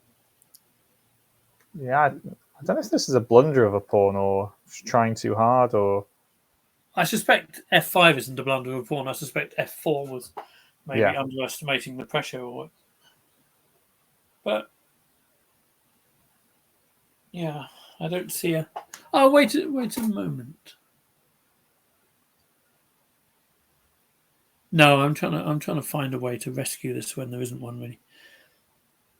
So he takes everything and goes king h1 with no tricks. I mean, can he How do terrible is like, it with rook e7 coming and stuff? Can he? Hang on. After bishop takes d4, bishop takes rook takes. Can he throw in bishop d5, or is that just? Ha. I think just rook takes rook though.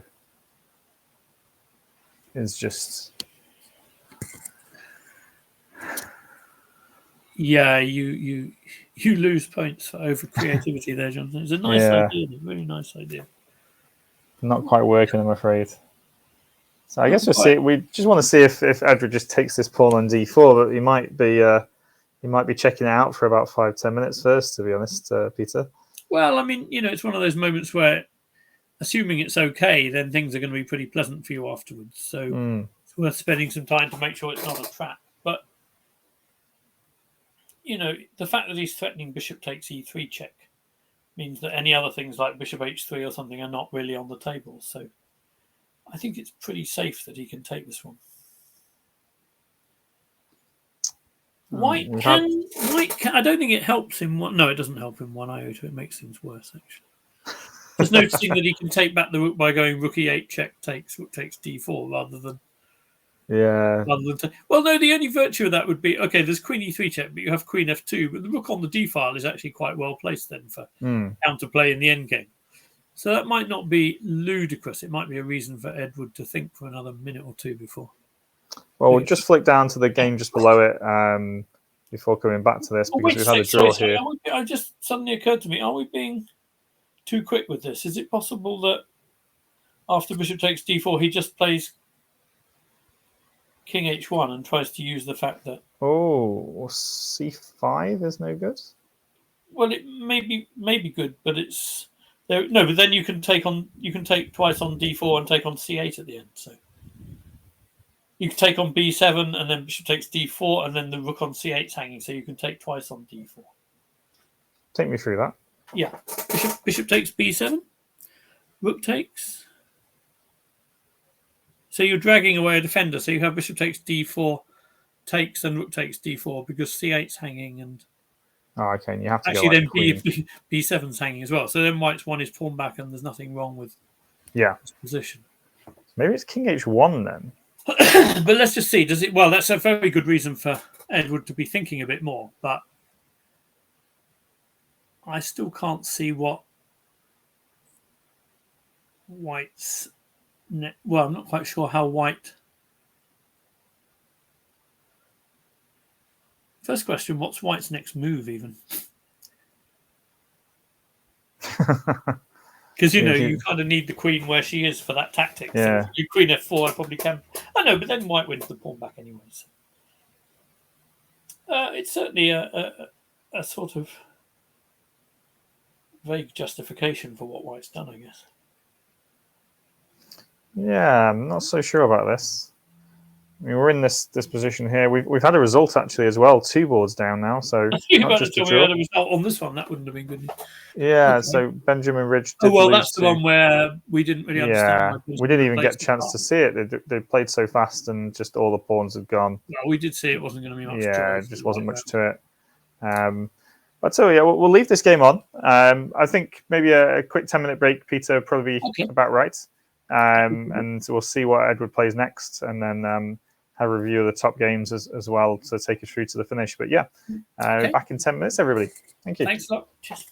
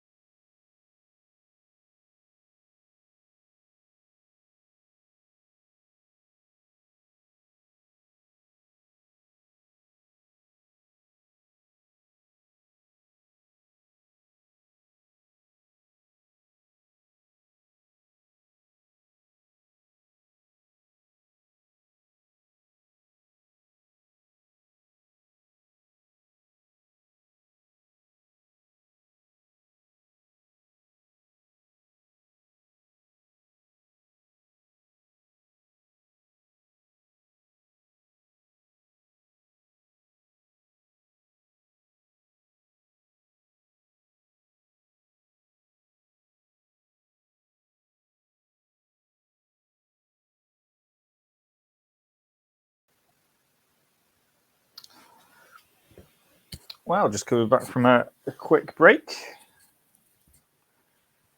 And looks like we've got some unexpected action here in this game between Andrew Patterson and Edward Jackson. We didn't know whether Black was going to take this pawn.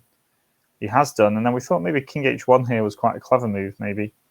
But instead, Andrew's opted to do Rook takes Bishop and temporarily sacrifice the exchange, which is quite surprising, actually.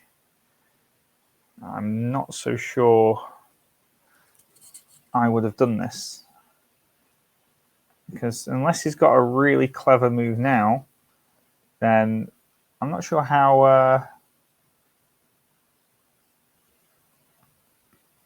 he's not going to be able to just take the rook back and allow this check, and then because it's check, the king moves, and then the queen's able to come back, or Black's able to kind of parry White's next threats, even if White did have something like Rook E7 attacking the bishop and threatening to take on F7. There's checks on the back rank as well, which look problematic. Black can do things about this now. So I'm very surprised that from this position here, after takes, he's taken with the rook. And this might just be a calculation error now. I don't know how White's going to continue. So I'm a bit surprised by that. Let's just double check a few things, make sure all the audio is working as well.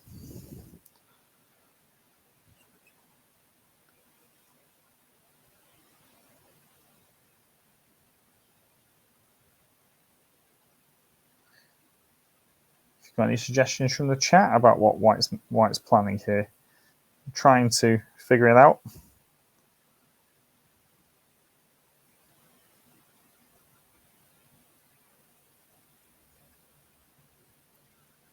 All working for us, good.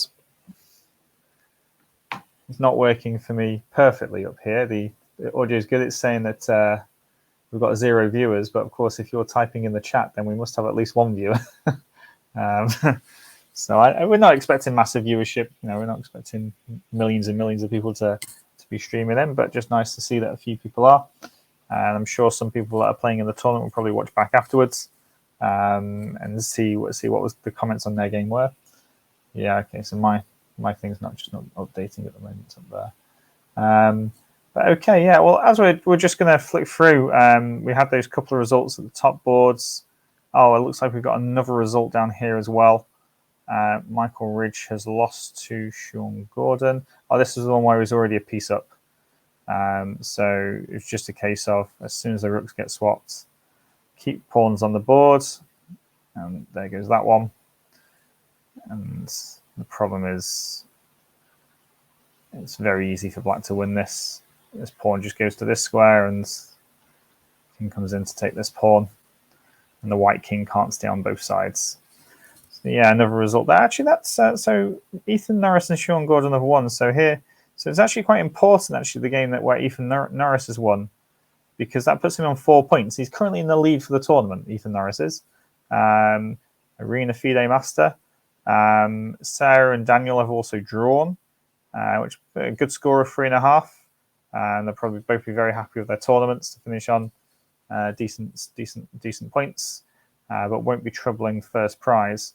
And so we will be checking in on what's going on the top boards probably more often than not. But we're gonna show Peter what's happened here, because I'm sure he's going to want to see.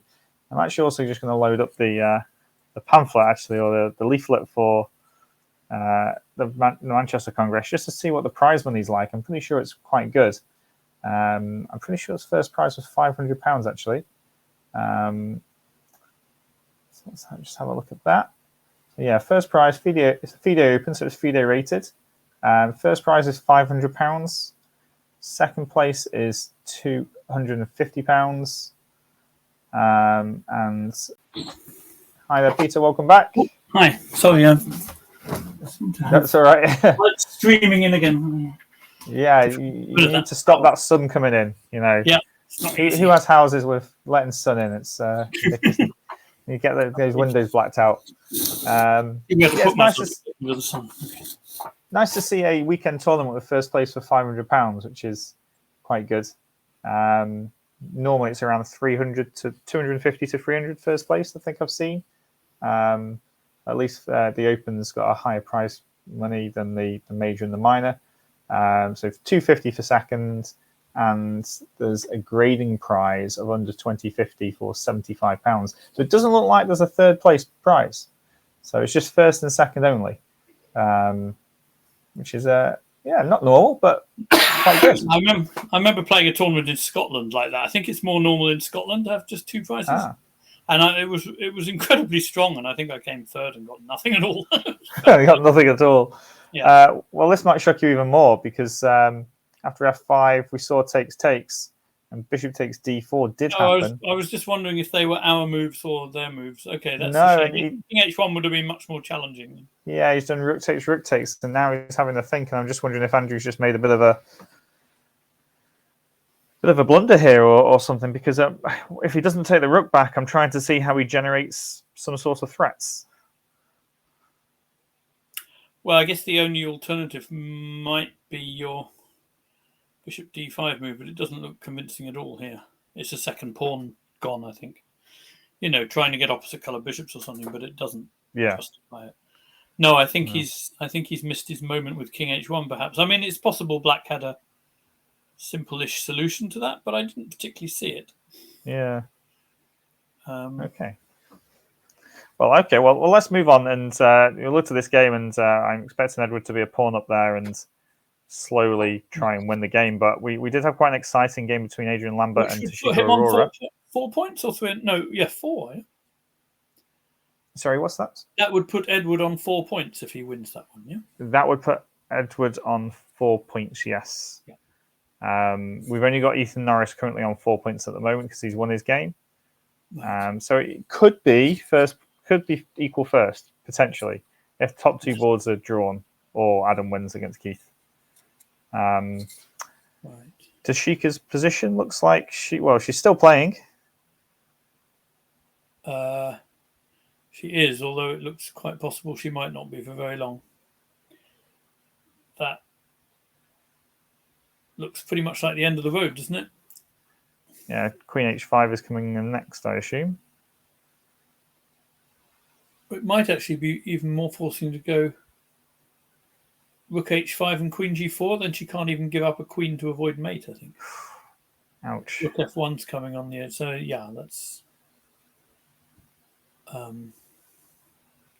No, it's really gone horribly wrong for her, I'm afraid. Yeah. So, it's looking like Toshika's not going to last much longer here. So, king takes H6, Rook H5 check, king to the G file, either square, Queen G4, and Rook F1 mate at the end, or mating. Oh, Rook F1 mating, so bring in the last piece. Well, you don't even, do the old Jacobo. Well, I'm guessing... Rook F5 is mating 1. So you can't even move the rook. They're all mating 1, yeah. Yeah, okay. So this is just mating. And there's a great comment in the chat, actually, that I'll put up on the stream. This is saying, because Adam Ashton versus Keith Arkle is going to be a long game, I expect because of the tournament situation is going to make Bogdan play on for longer as well. Is there any question of Bogdan not playing on? I assumed he was going to grind out a win, actually. Unclear there, actually. So maybe we even go back to see what Bogdan has done, and the position has changed quite rapidly. We saw it after Rook AD8. And quite surprisingly, we thought Bishop D2 here. He did go for B4. Oh, it must have been our move I saw before. I thought I'd already seen that he'd gone for Bishop D2. Okay, that's really strange to me. I thought Bishop D2 and Rook C1 was... No, and he's gone back, and after 95, he took it off. Oh, wow. And then played Bishop B7.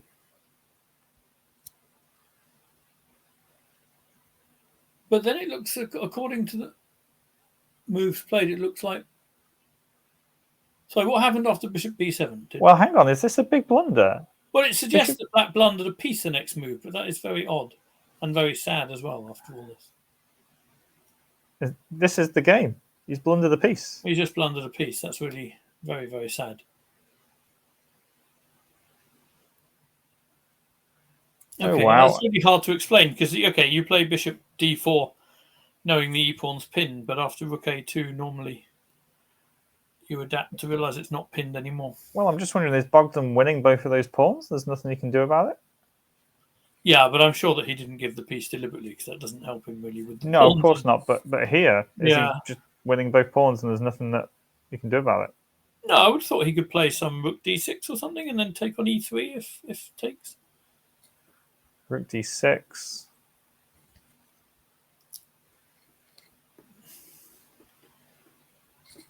Bishop takes a6. Bishop takes Okay, or now, sorry, play bishop d4 now would be a better one. Of course, yeah. Well, I just wondered if you could do an exchange sack now, maybe. Oh, what, queen b5? Yeah, I don't know if you want to keep the queens on or not. Do you prefer to keep the queens on? You don't have an exchange sack. You're doing a rook sack if you're not careful. Oh, it's a whole rook sack. Yeah. Yeah, in that case, so I don't have it. No. Okay, so rook d6 would have saved this pawn. Well, I don't know. I was trying to argue it would have saved both, that you weren't winning both of them. I wasn't sure if you were saving the one. But it's certainly, Bogdan was certainly going for less of an advantage than I had expected him to, I think. Yeah, definitely. Well, okay, I mean, it's That's really sad if it's decided by the peace blunder. Yeah, I mean, it's just rook He's done d6 such a and he good just job takes up to now, this. but, yeah. And then he's played rook c1, and unfortunately this game looks like it's over and done. Bishop's far too much. So I guess the eyes will turn then to this game between Adam Ashton and Keith Arkle. Yeah. Which is obviously one of the main focuses that we'll have. So we saw it after rook d1. Didn't know where Keith was going to put his queen. Probably e7 or e8. And he did go to e8. And knight e4 was not played. Okay. Adam maybe had more aggressive intentions in mind. I don't know. But he went queen g4. Well, I sort of imagined that maybe he was worried about this exchange sack. Yeah. I suspect that was the reason. So maybe when I said... we said after knight e4, rook takes f3, he could take on c5, but it may well be that just rook retreats and the e5 pawn is weak. Black's still a bit better there, so yeah, that may have put him off. I don't know. Queen g4 also could, as you say, be more aggressive intentions, but well, I mean, I say more aggressive intentions, but maybe it's more of a defensive intentions, just to guard the f3 knight and get the queen off this diagonal.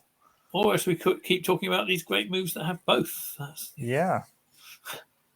So after queen g4, bishop came to a6 anyway. Right.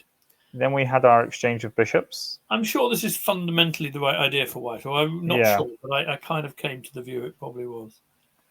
There's a lot of decent squares for the knights to aim at now. So rook f5 is obviously attacking the e-pawn, but it's also a sort of prophylaxis against knight e4, I think. Yeah. And then the queen's come back to e4. So the queen has to come to e4 instead, which keeps the knight out of it, I guess. And this is where we are. Yeah. Okay, so white, I mean, I wasn't so crazy about doing this double pawn thing with the rook not on the f-file, but there are other rationales. Putting a rook on d6 and the other one on d1 would be a tempting scenario, wouldn't it? So, yeah, I mean, I think... I mean, that light square bishop, obviously, whichever diagonal it's going to be on, it's going to tear into white's position, but just rook d6 and rook d1 looks very sensible for white, and yeah, just move your pieces away from the light square bishop, and I think you might be okay here. Yeah, no, you could easily be okay at least. I mean, it's not, it's not so easy. It's also nice for white that black doesn't have sort of bishop b7 followed by some simple discovered attack on the queen, because I think in those kind of positions, knight d8 can be met by rook takes d8, for example, which is probably quite important because otherwise it would be an annoying thing. Just show that. So let's suppose that something like this happens, and then no, I want to go rook d6. I really want to get rook. Rook it would d6, be even better in that case if we go. Maybe you do go rook c1 for this reason. After knight d8, we've got rook takes knight. Yeah, and because e4 is defended, yeah, we'll get the two pieces for a rook one way or the other. It's check, which is important. Yeah, you need e4 to be defended. But... And the two knights will beat the rook in this position, especially with knight d6 coming in as well. Yes. So Okay, because yeah. of that, I think that the simple rook d6 and rook d1 idea looks quite promising. I wonder if no, he can't. And the other thing, he can't really play. I assume he can't really play rook d8 because you just trade on d8 and then play rook d1 again and again bishop b7 isn't really possible for similar reasons. So Yeah. yeah, I think I don't know. It seems. I mean, we may have missed some way by which Keith can clearly add to the pressure. But unless he has some cunning way to add to the pressure, on the basis of what I've seen, Adam has things reasonably covered here, I think. Yeah. I mean, are we even bordering on the possibility that Adam might even be potentially slightly better here? Or Well, it crosses my mind that if there isn't something, if black can't do something about White's build-up, then it sort of could easily be that White has enough pressure to compensate for any positional weaknesses going on. There's a pretty weird structure with the f takes e3 and f takes g6, right? You don't see that. yeah. I feel like the knights.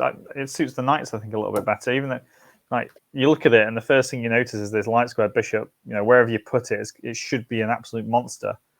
If you can't get it loaded up somewhere, attacking, I think the bishop really belongs on this diagonal where there's some targets. Yeah. But okay, I mean, I don't even know what to suggest for Keith as the next move. Yeah.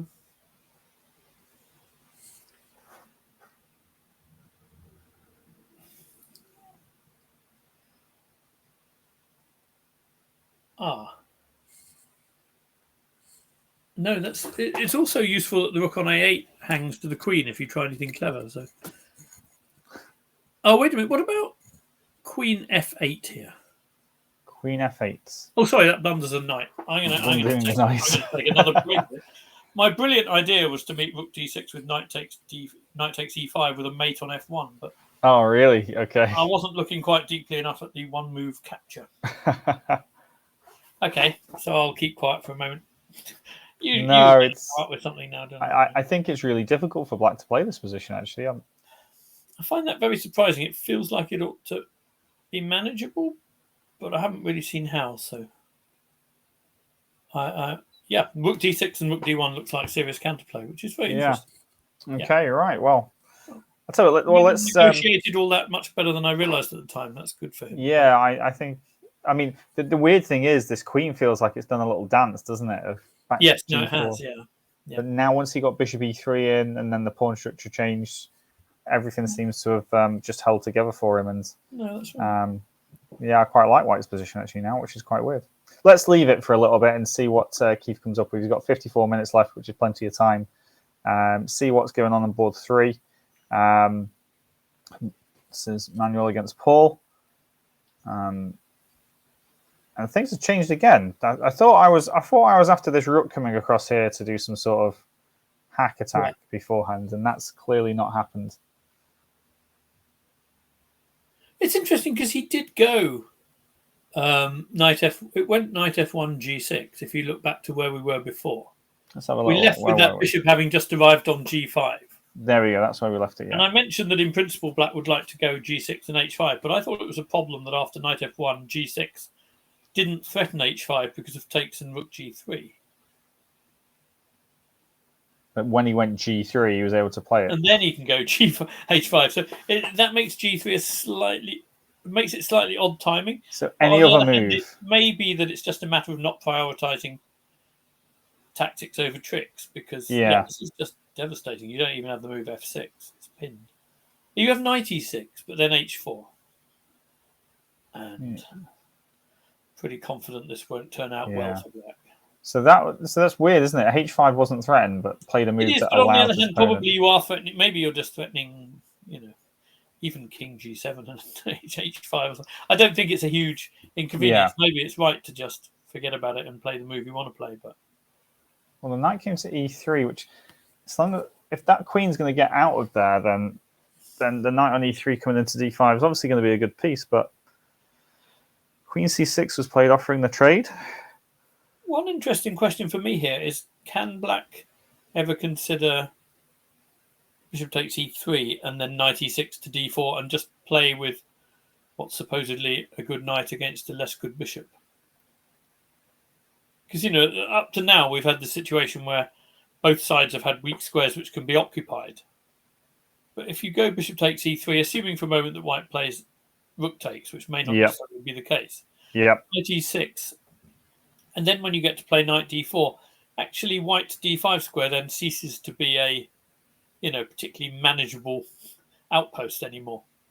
I think you've got to be just a little careful. I think I probably do. That's why I was posing it as a question rather than... Yeah, due to just something like, rook takes knight and then e5 check, e5 with a skilled attack on the queen on c6. But I don't think... we see you want about the exchange sack. No, I was... Yeah, but I don't think it quite works, to be honest. I don't think there's enough there. But if I was playing black here and I was Paul, yeah, definitely bishop takes knight. But obviously if rook takes knight e6 is just kind of like an easy position to play.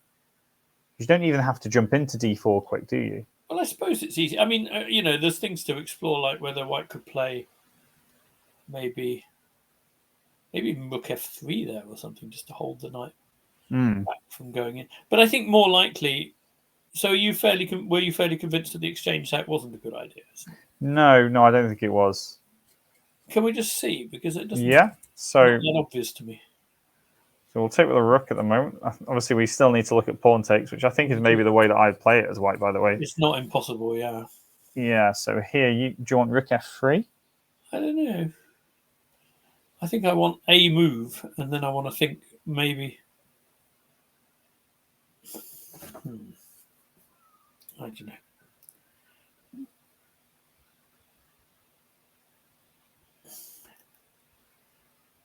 Oh, what happens if I go something like rook d3 and just trying to put maximum pressure on those guys and actually force you to come into d4 straight away? Oh, sorry, there's a bit of another question as well. Is there a pawn hanging on a5? Yeah. So rook a8 would claim it back, right? No, queen d2. I don't think it would. d2. Oh, when did that start hanging? When I went knight e6 and missed it. So actually, knight e6 probably just doesn't quite work in this position. So it was. So maybe it's still quite nice to get that knight to d4 though. Yeah, I don't think probably not worth the pawn though. Didn't intend to do that.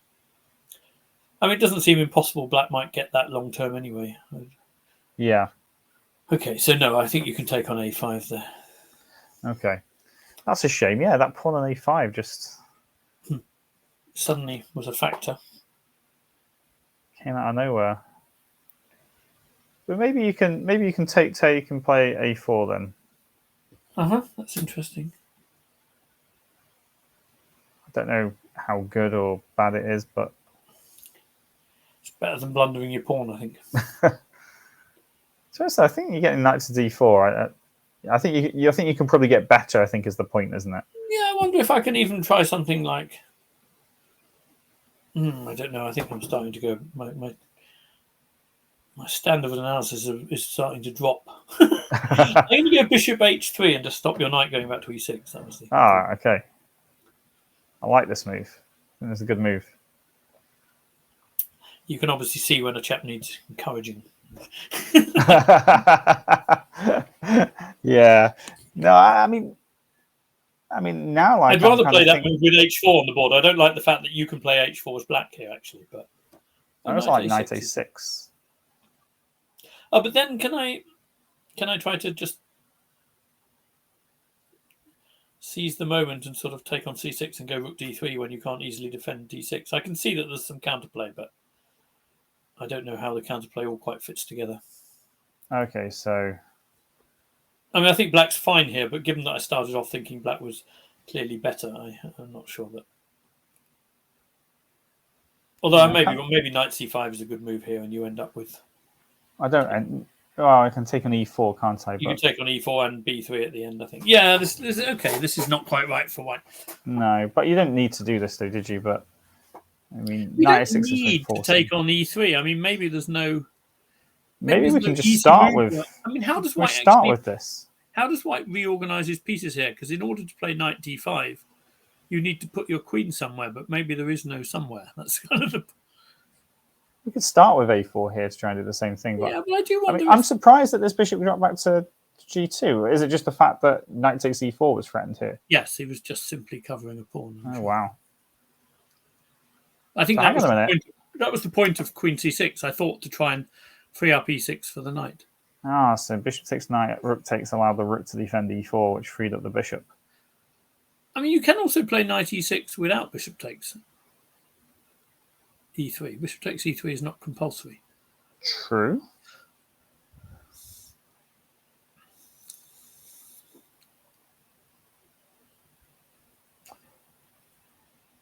We're just going to pause your thoughts there for a second. We have got the result from board one. Sadly. And yeah, as expected, Bogdan has won and is at least, he's in first place, he's at least the joint leader on 4.5 points. Only person that can catch him is Keith Arkle, and that's only if Keith wins against Adam Ashton. So we'll keep an eye on that game. But let's go back to this one, which is where we were thinking of. I think Oh, hang on. Oh, this has happened. He's taken on e3. Are you sure? Yes. And played knight e6 or not? No. No, okay, because that blunders a pawn, so he's not. Yeah. Okay. So he's taken maybe, on e3. I mean, he may have your. I mean, it may just be a move that you want to play in general to remove that knight, but it did seem to me concretely it wasn't that easy for the knight to find the place it wants to go. What's he going to do next? Yeah, you don't really want to play rook a8 to defend a5 either, because queen takes queen, pawn takes you want your rook on the b file maybe, but that's the funny thing. Sometimes you have to sort of make those concessions, don't you? And have to, your go move there is and then worth come having back there for certain scenarios, and then clearly it's not going to fit for others. It's not ideal, but I don't know. Yeah, okay, so interesting. We thought you could have delayed this capture, which is quite interesting. So I'm just wondering, if we go back here, what was... Could have gone a4 first. I didn't really like a4, so I was a bit worried about b4 and then just white. You've improved white structure unless you have something quite concrete. Well, then I take on e3 and go knight e6. Okay, I still think in that kind of position that the exchange sack might be more promising than it was in general when you take on d4 with the rook. As soon as the knight lands there. Okay, that's just interesting to see. So b4 takes, rook takes.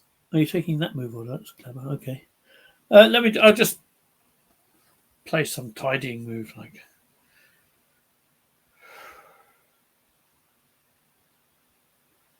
I might even just go a3 to. No, actually, that cuts out the possibility of rook a3 attacking that pawn. Thought you were giving your rook up for my knight. No, rook a3. It's the other rook. The other rook. Oh, you're running out of rooks. I don't know. Let me just go h4 as a tidying move just to see what your idea is. Yeah. So okay. So let's just see how. Okay. So I'll have that one. He's having that one as well. I just want to sort of. Okay. So this sort of position you thought wasn't full value, yeah, or you were.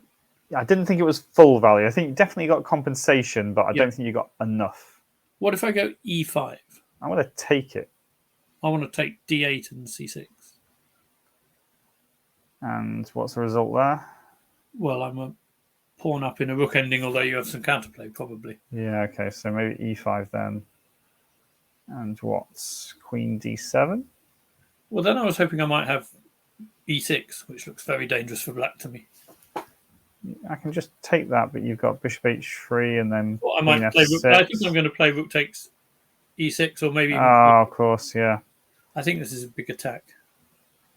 So I admit I was wrong. I think it's really dangerous. I mean, I sort of feel like if all black has is landing on that d4 square, then if white gets a pawn and some pressure for the exchange, yeah. I mean, so e takes d4 really brings the g2 bishop to life, doesn't it? That's the problem. So maybe we can do it this way around. Can we take the queens off first, or is that really dangerous? No, I thought that was possibly more plausible. This is quite tricky to understand. I don't know whether I can play. Do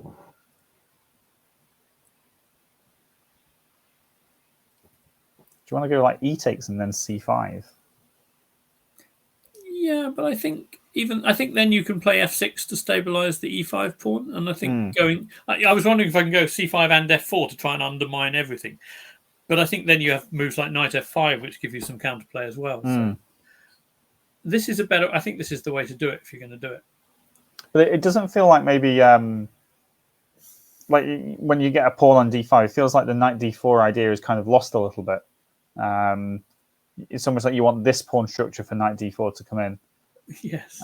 But the problem is that the exchange sack and then e5 looks very dangerous, doesn't it? And no, I think it is. Yeah, that's could be potentially curtains. So okay, so maybe not this way. So, but he has taken, and he's currently in this position having a really big think. So I'm guessing if he goes knight e6 and white does nothing, and knight d4, then we might see that exchange sack from Manuel. I somehow think he's not going to allow that if he's having a really big think. Yeah, I think he's going to maybe do the more circumspect exchange of queens. I mean, maybe white can find a better waiting move than h4 as well. Like, for example, in that position at the end, if you're changing queens and then going knight d4, I would have wanted to have I would have wanted you not to have knight e2 checks so that I could challenge on the c file, but I don't really see how I can achieve that. Do you see what I mean? I don't. Yeah. When your knight's coming to d4 with an open c file, if I'm not allowing knight e2 check, I might be able to just stick rooks on the c file. King f1 feels a little bit too premature, doesn't feel it? Like the right move, for example, in the exchange sack version. That's not the move I wanted on the board. No. Although the exchange sack might be so good that it's still good. But yeah, tricky. It's a really complicated position. I can well see why Paul is using some time here. Okay, well, let's leave him to think about solving these problems and see what solution he comes up with. And we'll just check in with Andrew Patterson against Edward Jackson, which looks like a good time to check in, actually. Because Edward is a pawn up and has played very well this tournament, we must say. So obviously he's going to take this bishop back, I assume. Basically followed on as he did in the British, so just showing that he's a much stronger player than his rating, that's for sure. Yeah. Although his rating will more fairly reflect his strength come his rating is 1942. Yeah, but that's before he gains the 140 points. Oh, has the British not gone in yet? No, the British hasn't gone in yet. Oh, wow. It finished on the last day, I believe. I think that's right. Oh, I see. Or the first of the month. I hope I'm not wrong about that, but I'm pretty sure that's right, that the points are still... Wow.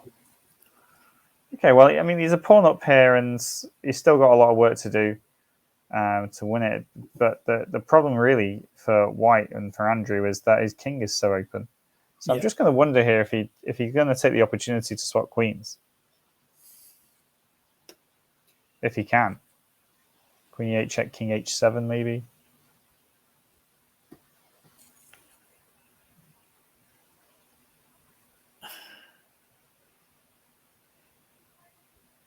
I mean, the rook ending feels like it ought to be really unpleasant as well, but on the other hand, I've failed to convert better ones than this recently. Possible to argue both sides.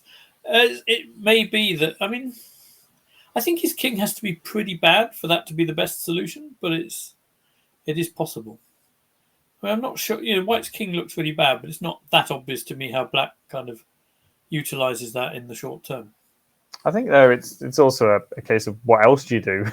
Well, there's really that, yes. And maybe just queen e4 here is maybe a better way of doing the same thing.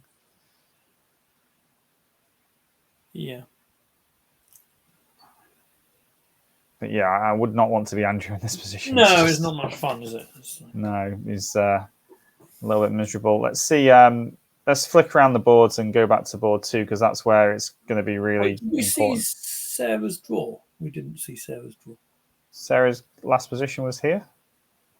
We saw this actually. So after knight g4. You sure these are definitely their moves rather than our moves? These are their moves. Okay. Daniel actually went g5. Yep. He didn't take on g4, which is what we expected. Sarah took on f6. And then we had some more exchanges. Yeah, this is the version I thought black might want to try to avoid, where white has the f5 square, but we don't have the triple pawns. But it may well be this is also just fine for black. And knight went back to g8, and a draw was agreed here. Well, the knight going to g8 helps to ensure that the f5 square isn't going to be a huge thing. The only question here for me would be whether knight e2 to g3 and the h5 square can be a big thing. But I suspect black has enough resources for that.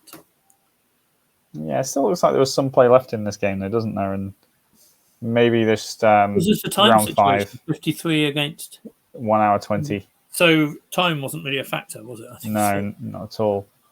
Yeah. Yeah, possibly would have. You can easily push this, but maybe they're just happy with the points that they've got, perhaps. No, but also possible, yeah. No, I mean it's not like somebody's clearly better. It's just that I think there are, clearly chances. Opportunities for something to go wrong for black, really. Well, but maybe for white too. I mean, you could easily over-egg this, I guess. For example, after knight e2, it's possible that something like queen e6 forces you to play a move you don't want to play to defend the e-pawn. Something like that. And then maybe it's fine for black. Yeah, okay, fair enough. It's all fair enough, of course, yeah. So Tashika's still playing. Wow, how is she still playing? How did she survive? What? So hang on. How did she survive? So we saw it up to this point here. Oh, she just gave an exchange. Okay. So she gave the exchange. Feels like queen g4 here might be more. When she played f6. Why doesn't queen h5 win immediately? Queen f7. Bishop takes f8. Oh, and then takes king g6, rook h6 check. Yeah, and you're picking up the knight on c7 as well, I think. Queen h5 looks like it's game over. Well, it looks like the move you'd play unless you saw a good reason not to, I would have thought. Well, I think maybe it just got taking material happy. But why not queen g4 here? It's also possible that... Oh, that's a very good question. Bishop e3. Possible that white thought what they were doing was winning completely when it wasn't, so they rejected other things that were winning completely along the way. But I mean, clearly there are... The queen g4, bishop e3. Really? Yeah, I mean, there will be a way of dealing with that, I think. Okay, we got these checks and...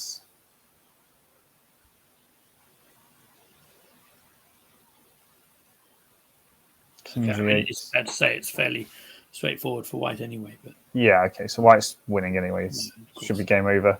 So Adrian's going to pick up the win there. She can be very tenacious, but she's going to have to be not from here. Not from there, no. No. Whoa. Vikas versus... this is Russell James. They've still got the same sort of pawn structure they had. Yeah. Except the only problem is what I liked about black's position was the pieces. Was it back here? No. What? It was a position where black seemed to be invading on g5 that I liked. Yeah. Okay. So here after takes knight here, rook a3. Oh, he gave up the queen. Wow. That was a smart idea, almost certainly. Because when you've got it's sort of now black's structure starts to play a role again, doesn't it? Oh wow! So c3 rook e2 is a fortress, is it? Or an attempt at one? Be a full-blooded theoretical fortress, but it's not a bad try, is it? Yeah, not a bad effort at all. So we got a lot of moves played, which I am going to go through. Fair play to Vikas for playing this because, I mean, this looks lost here with the c pawn, but. Oh, surely he didn't push the c. Oh, maybe he has no choice eventually but to push the c pawn. Feels like there ought to be something else you can do. I think he's calculated this. But really, it looks like a draw to me. Because the white king's got just take on h5 and take on g5 and play f3. What happens then? And the white king just goes g2, g3. Well, no, hang on. And if black's king goes to f4, then you go king f2 stalemate. No, hang on then. What about king e2? The king's on White's move. White's taking on g5. Yeah. So takes f3, king e1. Yeah, king g2. King e2. Sorry, I'm forgetting where. You can get to F1. Sorry. Oh, that's good. He's calculated it better than I have. So is this just winning? Well, and if he plays, yeah, that's also winning. Oh well, nice one. Maybe Russell's got all this covered, Yeah, which I is think kind so. of nice. Yeah. I sort of switched off from the danger for a moment there.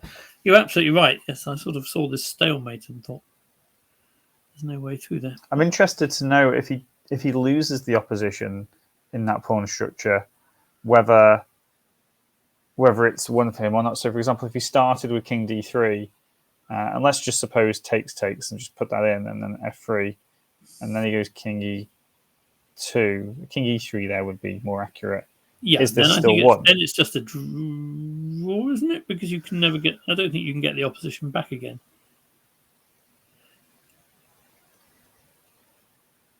Isn't this one of these positions where I'm gonna go here. Yeah, I go King H3 maybe. Yeah, King H3 is the one. Yeah, I think so.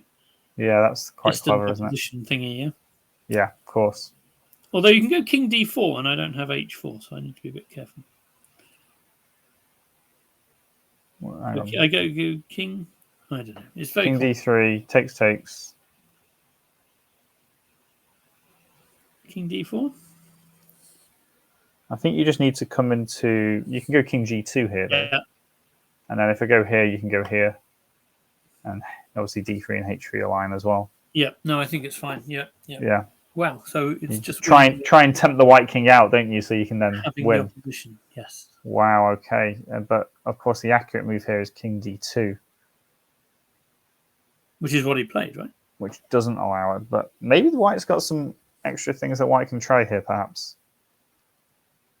So why doesn't takes King H2 work at all? Might do. Takes King H2. Just for all the opposition, really. You might also have King. To meet King E1 with King G1. Yeah. That looks drawn. Maybe.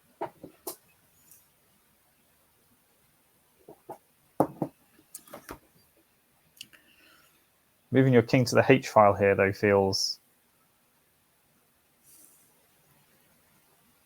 No, Vickers has got to find that.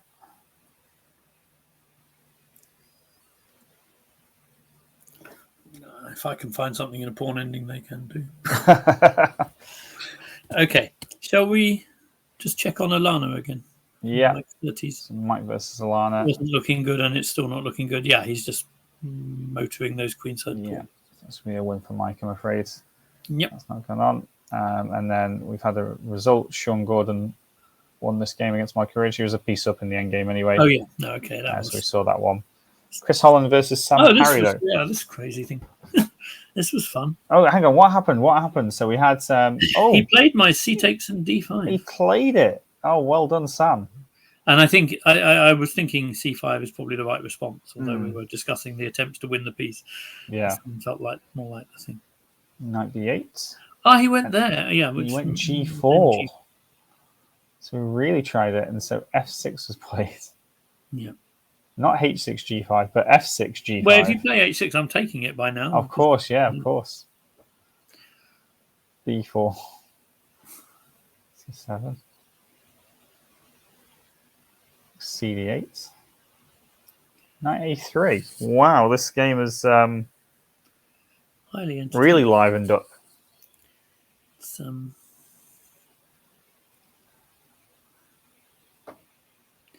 I mean, White can, White's got this thing going on the queen side, but it seems to me not ridiculous to look at sort of going F3 and then F4 as well, maybe on the other side. Okay, Black can take an E5, but you play Bishop G3, keeping something on that diagonal. I'm not sure. Maybe that helps Black to get going. Maybe it's better to focus on the queen side as he is, but certainly a very rich position. What are Black's plans here? Just E5? Is that the... Yeah, maybe that's why I shouldn't think. But how does Black get E5 in very easily?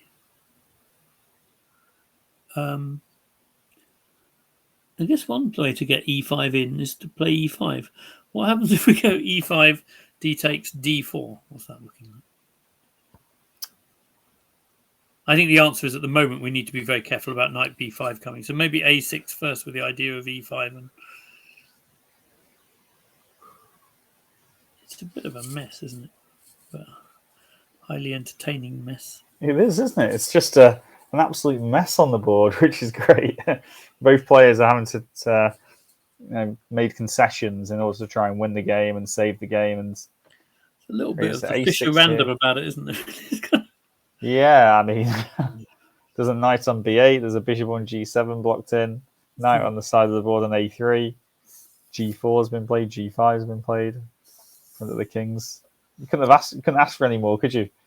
With all honesty, I don't think I have a very strong intuition about this position. I think because it's non-normal. Intuition is switched off completely here. Yeah, that's why. Yeah, I mean, I think what I want to do is I just want to get my pieces back onto some decent squares. So after a6, I'll probably play knight b1. Oh, really? Okay. Into c3, or unless that f3 f4 idea was quite good. No, I didn't like that very much. Knight b1 is possible, of course. He's gone queen d7. I suspect that after a6, bishop d3 wasn't ridiculous either, and queen d7 has the virtue of preventing that, amongst other things. Yeah, very nice. Keeping tabs on that g4 pawn. I guess maybe now knight b5, I guess, is just kicked away immediately. Mind you, but it has the same value as knight e1. I would go knight b5, I think. With knight b5, knight c3. Possible. Yeah. Yeah, I like that maneuver. So, who's better, Jonathan? Who's trying to win? Both, I would imagine. Yeah, I think. But the interesting question is, I wonder if either side has an intuition that they're doing well or badly. I'm pretty sure, knowing Sam quite well, he'll come out of it and go, I haven't got a clue what was going on there, with a big smile on his face. Well, you can tell him we didn't have a clue either. So yeah, I mean, this is just what state of a position is this?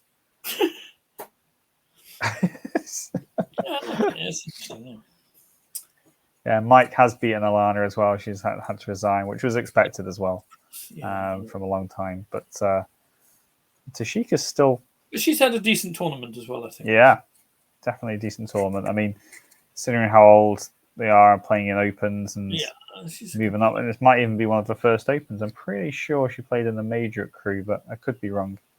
That's going on. So what you're expecting, knight b5, knight c3. Again for a minute. Let's see what they're doing. Yeah, of course, yeah. Because that's... so we left it at queen e4. Yeah. Rook b8 was played. Oh, that might be a sensible move just to enable bishop b7. And then Adam started some exchanges.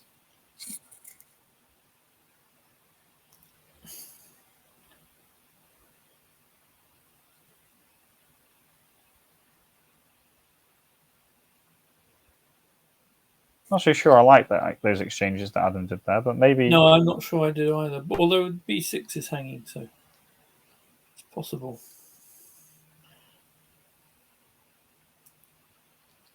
That's a sensible move, just keeping the knight out of b5 and stuff. I think I would have... Queen e3 is probably preparing knight e2 to d4 because he needs some good route for that knight, and some of the ones he had have been cut off. I mean, there's still a slight issue, or maybe there won't be in a moment, but one of the challenges is still to connect that f7 rook with the centre and queen side if it's suddenly needed to contest those files. Yeah. What was his move here? Is he not? Is this the moment? Is this the position? This is it with black to play, Keith to play. Okay. So when I first saw this, I thought it's gone downhill for Adam clearly. But now I'm thinking knight e2 to d4. What's black actually doing about that? I'm not so pessimistic for Adam as I was at first glance. Yeah, he's got 10 minutes on the clock, Adam has. So he's starting to get into the realms of being a little hurried. No, that is a little hurried even for me. For time trouble, so... And it's only moved 23. Okay. Yeah, and you don't get any extra time anyway. Well, you get your 30 seconds to move, but you don't get anything No. to move 30, do No, you? you get 10 seconds of move. 10? 10. God, people have been playing quite well, haven't they? Just like, I've been sitting here commentating, assuming it was 30 like everywhere else. But No, it's 10 seconds of wow. move. Wow. So this Any is... regrets I might have had about not being able to play have just gone out the window now. 10 seconds of move. Okay. Yeah, I just wanted to go back and just have a look if your Rook D6 plan was... Yeah, I think Rook B8 was actually quite a good prophylaxis against it. I see. Because So it just defended that bishop on B7, so it gave that extra option that after bishop B7 it did threaten knight moves. That was the key thing. Okay, so you couldn't. So I think that's why. I think Rook D6, then bishop B7. I couldn't see quite what White's next move was, although it doesn't mean it's not worth looking. Yeah. But I think he had queen, so something like queen C4 was covered by knight takes E5. And the queen's got to stay in touch with this pawn. Yeah, well, I mean, I was trying to attack the E6 pawn instead, but queen C4 is met by knight E5, so there's no easy way. And the rook comes to defend. Maybe there was... Is it possible there was... Let me see. No, not here, sorry. Instead of queen C4. So after bishop B7, is there a move? That was the question. This is where White needs a move to make this line viable. Probably the answer is that there's not really. Which is why I think Adam may have made quite a good call, actually. Yeah, fair play. Yeah. So 94. It gave his queen an extra square next to the E5 pawn, I guess, and forced the rook back, blocks the bishop. Where the illusion set in for me is I was kind of disappointed when the knight couldn't go to E4, but if it's coming to D4, that kind of makes up for it quite well, I think. I guess kicking the rook away from this pawn, actually, this pawn to E4 move is quite good for blocking the bishop's diagonal, kicking the rook on F5 back. Yeah, I mean, it didn't feel to me at first like a terribly stable way of blocking the diagonal. You know, you see those where people go F3 and E4, and you know that those bishops aren't going to be very good, but with just a double isolated pawn on E4, it still could be, but it's pretty hard for Keith to get his pieces to attack it, as far as I can see. Yeah, it's really interesting. And it's also obviously very useful that the queen hits B6. Otherwise, something like Rook D8 might be a good way to start organising the piece. Feeling for Keith's position here. Is something like Rook D7 a move worth thinking about? You go Rook D7 and I go Rook D6. Yeah, okay, that might be good. Or maybe can you take and play E5? Ooh. You can, but it's not without its downsides, I would have thought. Yeah. I mean, I can probably just defend that pawn. Yeah. Not under attack yet as well, so knight D5 as well. You can defend it if need be. Yeah. So actually, he's building up a lot of pressure here, actually, isn't he, with this kind of plan? Certainly some... Yeah, it's not clear to me that Keith is better here, which I really like queen E3. It's a very nice move. Because, if you play... Otherwise, when your knight started manoeuvring, you'd have to watch out for things like rook F4 as well. It's covering that square too. So, all in all, it's doing an awful lot of things. Yeah, I can understand why Keith's having a big think here, because I'm not as keen on his position. No, I would say probably. But okay, he will be very pleased to have a significant time advantage. Okay, shall we flick around or? Sorry? Flick around to the next game? Yeah. No, we'll keep checking back on this one. Be sort of the number one thing we keep an eye on, but yeah, definitely. He's having a think, so we'll flick back. Wow, F4 and F5 happened. Okay, right. Okay, well, let's just go back for a second. So he actually took the queens off straight away. Okay, which made sense, I think. And then went king F8.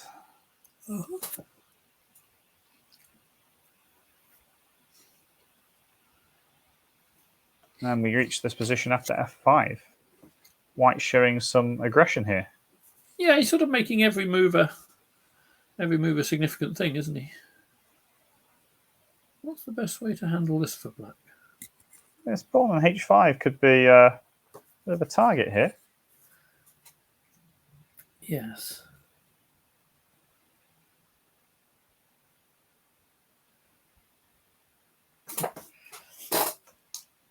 Quite like g5. So you like g5?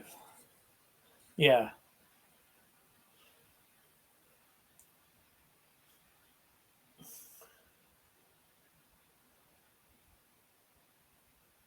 Especially with the e3 rook tied to defending the b3 pawn at this moment in time.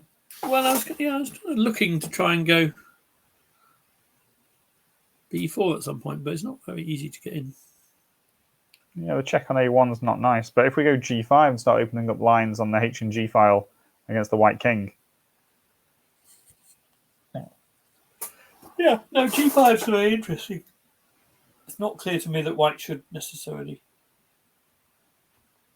have allowed that. But you can see why he did. I mean, the temptation to keep the knight out of e6 is quite strong. So. He's also probably thinking about the weakness on the h5. But let's try g5. I mean, g5 looks like a very interesting move to me because my first thought is that white will have some f6 check diverting the king, but when you look a bit longer, it's very hard to get it in, isn't it? So. Yeah, and if white does play b4, that rook a1 check is really quite a source of counterplay. You start looking at things where the king ends up on f2 or h2, like knight d7 to f6, looking to come to g4. And yeah. I mean, does white even take this here then? I mean, maybe white should consider not taking it and allowing g4 to be played. Yeah, no, indeed, white probably can consider not taking it, but in that scenario, then black can take on h4 at the right moment, and the rook a1 check is still a very if he leads with bishop f3, then trying to force g4. Yeah, I was assuming black was keen to avoid g4, but even that's not certain to me. Do you get your f6 check in then after hgf f6 check? It's just king sorry, d6. If that plays what? Sorry? So if rook h8. Oh, rook h8. Yeah, no, that's the sort of scenario. But I just thought king e6 king e6 might still be fine. Yeah, and there's nothing. Although maybe there is a little something here. Take, and give you check. Check. Yeah, and then I don't know. Maybe knight d6, d7. I mean. And just give you that pawn, go knight takes f6 and king e7. And oh, right, okay, and then just retreat, okay. Just argue that I'm keeping... Oh, you got rook b6 then, I don't know. It feels quite a... Yeah, it feels very loose. In the game, but both sides have attacking chances in that. Yeah. I like this g5 move, but not played yet. Paul's still thinking about it as black. Yes. What to do. I mean, all these structure change moments are moments to take your time if you have it, because suddenly the position changes so much, right? That's the beauty of pawn play in chess, is that they change often a lot of the assumptions you've had up to that moment. So if you're going to apportion your time, if you're going to give a lot of time to some moves, I think they're one of the moments you consider, along with sort of exchanges, queen exchanges, particularly that sort of thing. But it's quite a big decision. Okay, well, let's flick to Andrew versus Edward. Edward was a pawn up. This is more like what I thought white would try to do, to try to actually sort of hint at some counterplay rather than changing queens. Okay. I mean, it still should be white's attack that's the one in more danger, but at least white can pretend. Pretend.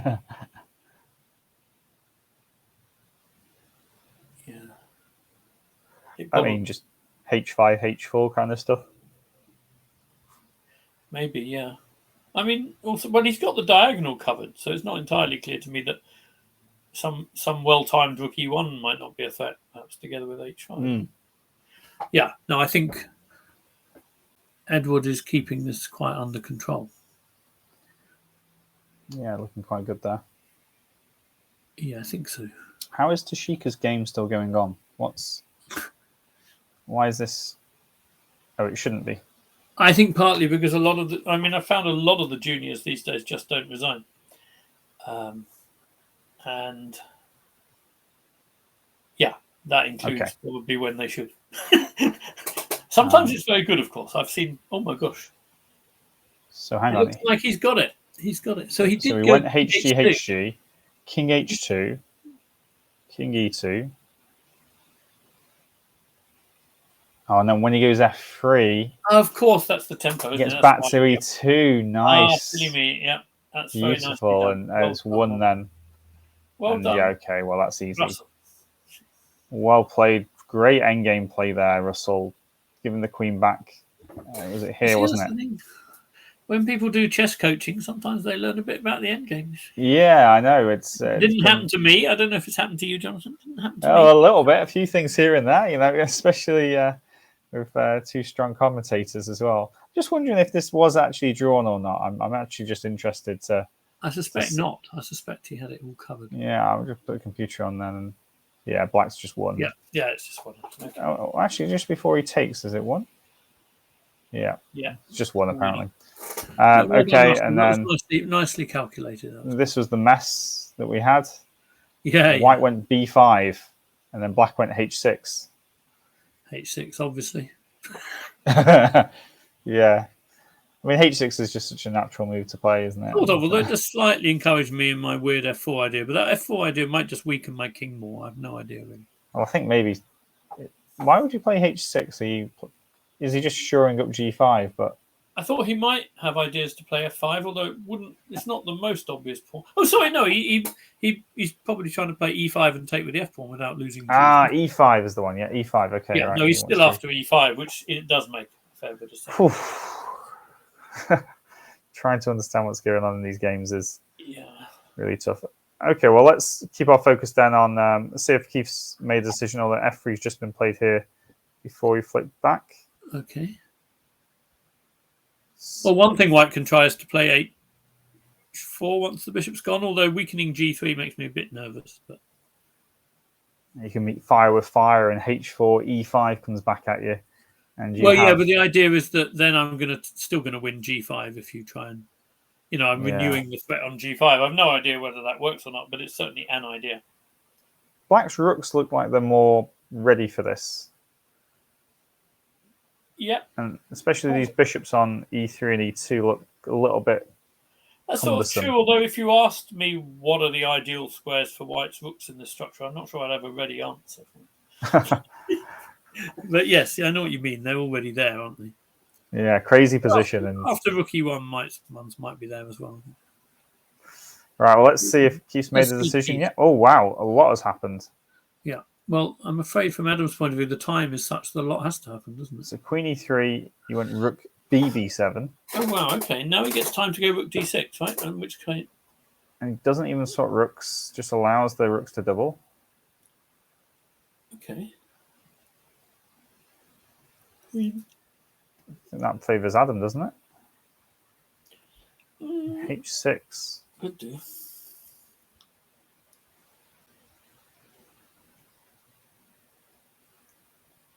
I think Adam was wishing that at move 40 you'd get an extra half an hour to play with, and it was 30-second increment. Well, yeah, I was going to say neither of the above is quite rough, isn't it? I mean, you could live without the extra time if you had the 30-second increment, or live with 10 seconds if you were going to get your extra. But both is quite challenging. Yeah, I mean, I think it's clear here that Adam's the happier of the two, but can he actually break through in some way? I don't know if that's even. I'm not sure. I mean, it may be that. I'm not so sure what Adam's actually attacking when it comes down to it, and I sort of feel like that should be true, but I also think there might be an element of disguise in what Peter's doing here. It's maybe knight D1, F2, D3, C5. Maybe I was thinking very long. I think I want to go knight E2 to F4 because it has maybe additional threats to E6 along the way, and I can still reroute to C5. So knight E2 was top of my list, but he's just gone H3, so he wants to probably deal with any sort of lateral checks first before he embarks on a plan. Is Black maybe playing G5 though to stop you playing knight F4? Yes. At which point, I guess I could switch to c1 and d3 anyway, kind of, or Yeah. c1 also has b3 in mind as well. So I'm pretty sure I can find a route. I just don't know how amazing it is when it gets there. Yeah. The question is whether black can form some real counterplay along the way. So knight. That has the bonus of rook c7 of after knight c1, you've got bishop takes e4. Yeah. No, that's right. So maybe knight e2, g5 now is actually annoying. Maybe you go king h2, and then after knight c1, you kind of let it happen, perhaps, and something happens. We'll find out by the look of it. Yeah, I think g5 is going to be seen here. Yes. That quick. It's all happening. Maybe Now, black's queen can get a bit active. I mean, h4 crossed my mind here, but it's not something you'd want to calculate at speed. You know, h4 takes knight f4 anyway, bishop d7, like queen d2 or something, but queen d3, I wouldn't want to have to calculate any of that at speed. The queen probably doesn't have a square which is entirely safe from the rooks, which makes that a bit treacherous. Wow. It's a fascinating kind of game, isn't it? White does also have a...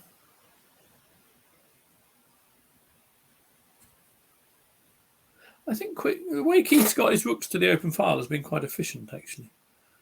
Kind of impressive.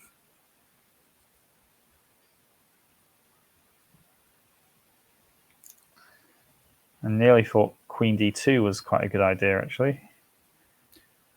You did think, or you nearly thought? Nearly thought. I mean, just the idea of putting the rook down on d8 and yeah, no, swapping a pair of rooks. Yeah, and although then playing, king h7 probably. Yeah, king h7, rook d8, takes, queen f7, or queen e7 actually probably better. Queen g6 probably more like. Well, no, yeah. Well, E4. queen g6, queen d6. Oh, queen takes e4 is threatening mate as well, is it? Yeah, no, it threatens a lot of stuff. Yeah, so it's too much.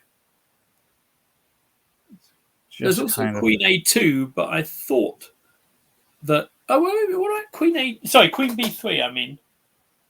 And if bishop d7, does Adam have the option to play queen d3 and then queen b3 again if he wants to try and end the game? Well, hang on. Does that even threaten to win the game? Oh, wait, does that threatens to win the game? Because queen d3, the bishop can't move because of rook d8. Oh, that's true. Yes. Okay. There you go. There, we were just in time. We got there. Yeah. But rook e7 is probably playable. Rook e7 is, yeah. King f7 is unlikely. Then I might return to my h4 idea. It's an important moment for Keith. He needs to have something here. Yeah, he needs to get the defense right or the counterplay right. You know, the rooks were suddenly looking nicely coordinated on the c-file, but if he has to go rook e7, then it gives White a sort of a breather to keep finding plan.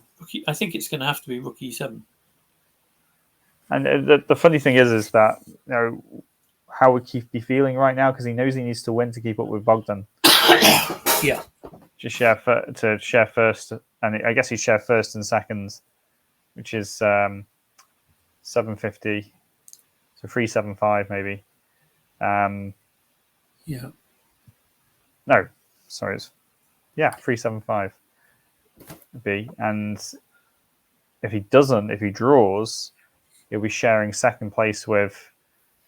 Well, the next two boards actually nobody's won yet. There's only Ethan and Norris is there. It's hard to do in practice, but my experience is that thinking about those kind of things during the game is usually a recipe for disaster. I mean, you have to try and, to an extent, play the position, and sometimes that involves you making decisions at the end that look a bit ridiculous. But yeah, I think if you start thinking too much about the prize money, it's a real no-no. I had one more thought, which is that rook takes e6 might not be much of a threat here due to queen f7. Oh. Can we stop queens with queen takes e6 then? Yeah, and if queen takes e6, I wonder whether there's any scenarios where black gets some counterplay. Then that may not be, but I would, you know, as black, my first thing I'd be nervous about would be rook takes e6, and it's nice to have a resource in that case. Because after queen f7, the fact that queen on b3 is undefended makes life a bit awkward, I think. Yeah, definitely. But as you say, in this moment, queen takes e6 is a serious threat. So. And threats involving endgames, Keith always takes quite seriously anyways.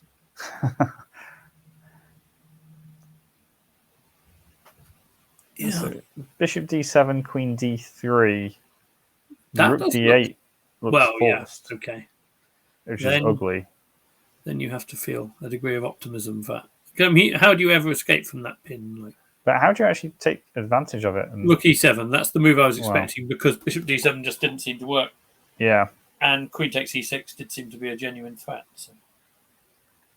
Okay, so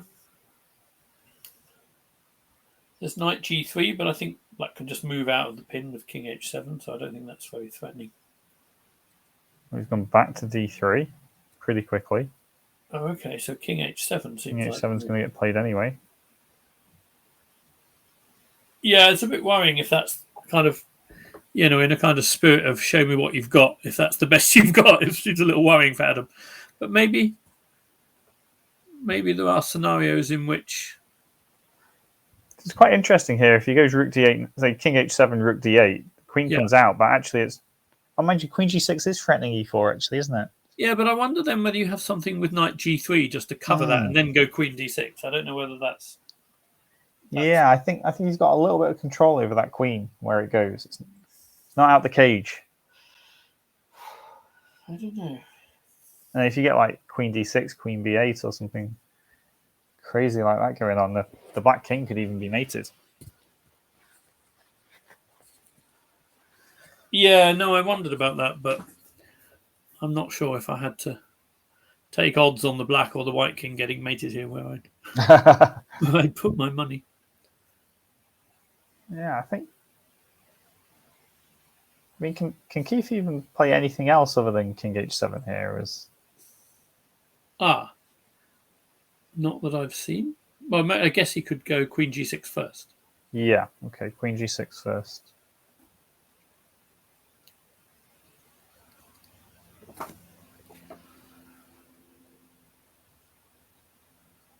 don't think he's got that much choice. Well, you would think, yeah. But maybe there's some more profound significance to going queen g6 or king h6. Which order you do it in than I've seen so far. Which would account for... Oh, I mean, he's quite entitled to have a think. He's ahead on the clock, and it's a complex position.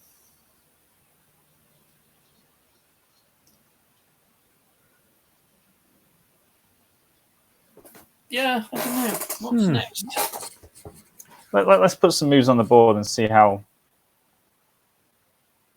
Is that definitely how we want to do it? Because I quite like the idea. I like the idea of going knight g3 first, so that we've got that queen e, and then we might actually be threatening rook d8 and queen d6 straight away. But I might be wrong. It might be better to force the queen to g6 first. Maybe this way she can try and come out the other way. But how? Not sure how, actually. Well, maybe play rook a. Maybe now go rook a7 and then have sort of rook d8 takes queen e7 might be an improvement for that. Although there's still queen d6 to think about. Basically, it's very complicated. Okay, let's do your most direct way because it is forcing, isn't it? Good to start with forcing. Well, king h7 has been played, so... Oh, has it? Okay, so rook d8. Let's chomp down. So bishop e4 is a bad accidental exchange sack. Oh, no, it's check. It's a queen sack. Okay, that's not good. So queen g6, knight g3. Not c3?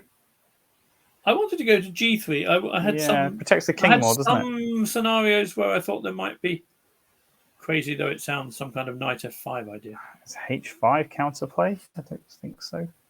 Well, queen d6 is quite close to being a proper threat, isn't it? Game over, isn't it? Queen d6 can be met by rook e8. Something I wasn't fully aware of. And then the queen can reroute herself back into the game. Yeah?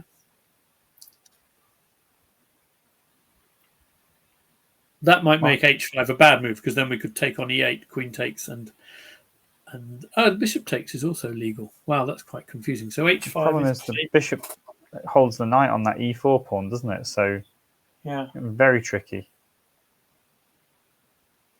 Okay, but after h5, queen f3. Okay, that's a good idea. Queen f8. Well, that's a very good idea. Although rook e8 is legal still. Yeah. No, sorry, after queen f, even after h5, queen f3, I think it's still possible. Yeah, because you're taking the e4. Oh, no, you're not. Oh, you're taking with the bishop. I was just going to take with the bishop and keep everything defended. But there's probably rook d6 after rook e8, so I may still be wrong. There's just quite a lot to think about here. There's That's a lot good. to That's think more about. like what I want to think. Okay, h5 looks a bit ambitious. I don't think Keith will play h5. It's not very Keith in terms of structural soundness, I think.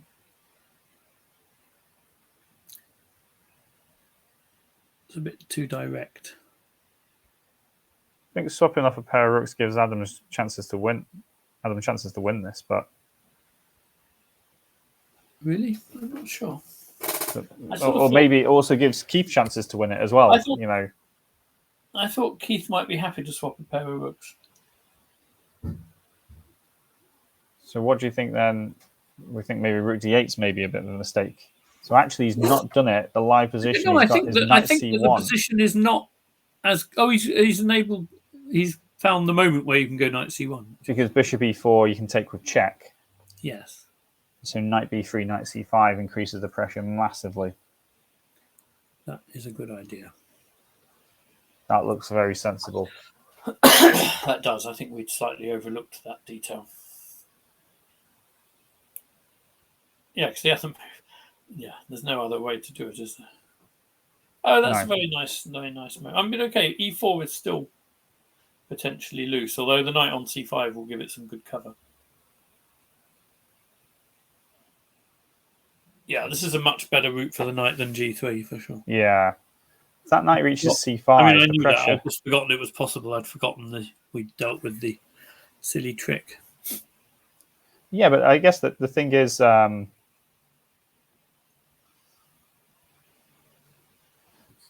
thing is, oh, I've just lost my train of thought there. Don't worry. At least you've had a train of thought. Yeah, it's just gone. It's been a long time. Have a train of thought, so happens to me all the time. You walk into a room, you wonder why have I walked in this room. We've got some more moves played: rook a7, knight b3, rook a3. That's very plausible. Getting some activity. Yeah. Now don't go rook d8 and blunder a piece. Yeah, so rook d8 blunders a piece. Yeah. Which would not be good. So what, queen d1? Well, queen d1, then there's...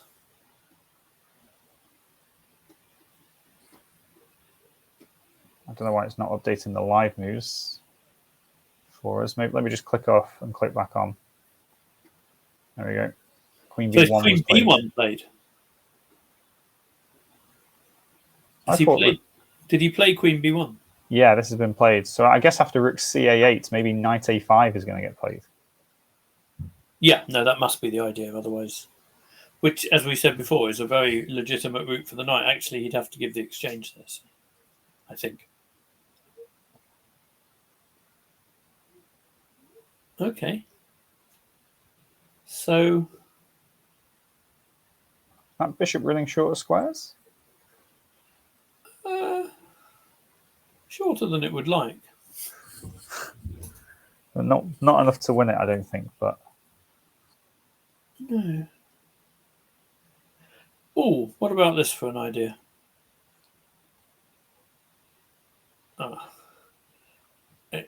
As ideas go, it blunders a piece. Yeah, it's not easy. Well, it was a cunning idea. I wanted queen g6, knight c5, bishop d5 to put the bishop on c4. But unfortunately, you can take with the d4 rook. So yeah. It wasn't completely stupid, but it was... Well, hang on, that's not completely over. I mean, queen g6, knight c5, rook ca8. Coming down to a1. Yeah, no, I know. I don't think it's going to be enough, though. Maybe just king h2, perhaps, but... Yeah, you got to be careful. Then g4, maybe. You've got to be careful with that kind of thing in time. That could be quite scary, actually. That's why I wanted to put. Oh, that's very scary. Have a quick look at that. Queen G6. And then it's quite possible he should go to A5. If he goes to C5, Yeah, Rook A8. A5 might be better. Yeah, well, it shields a lot of counterplay, doesn't it? This and King H2 and then G4 is a really nasty trick. Because suddenly there's very serious G3 counterplay. And this is the sort of position that people just lose in time trouble without a fight. Oh, yeah. That's a horrible example, I think, of what can go wrong for white here. Yeah. So knight A5 is much more circumspect for Adam, and then Guess the bishop's got E8 and A8 here. yeah, it's got squares still. It suddenly looks a lot more interesting for Keith than it did. What's happened to white's bind?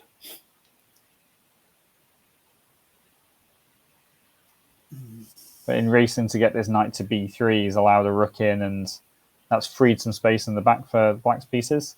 Yeah.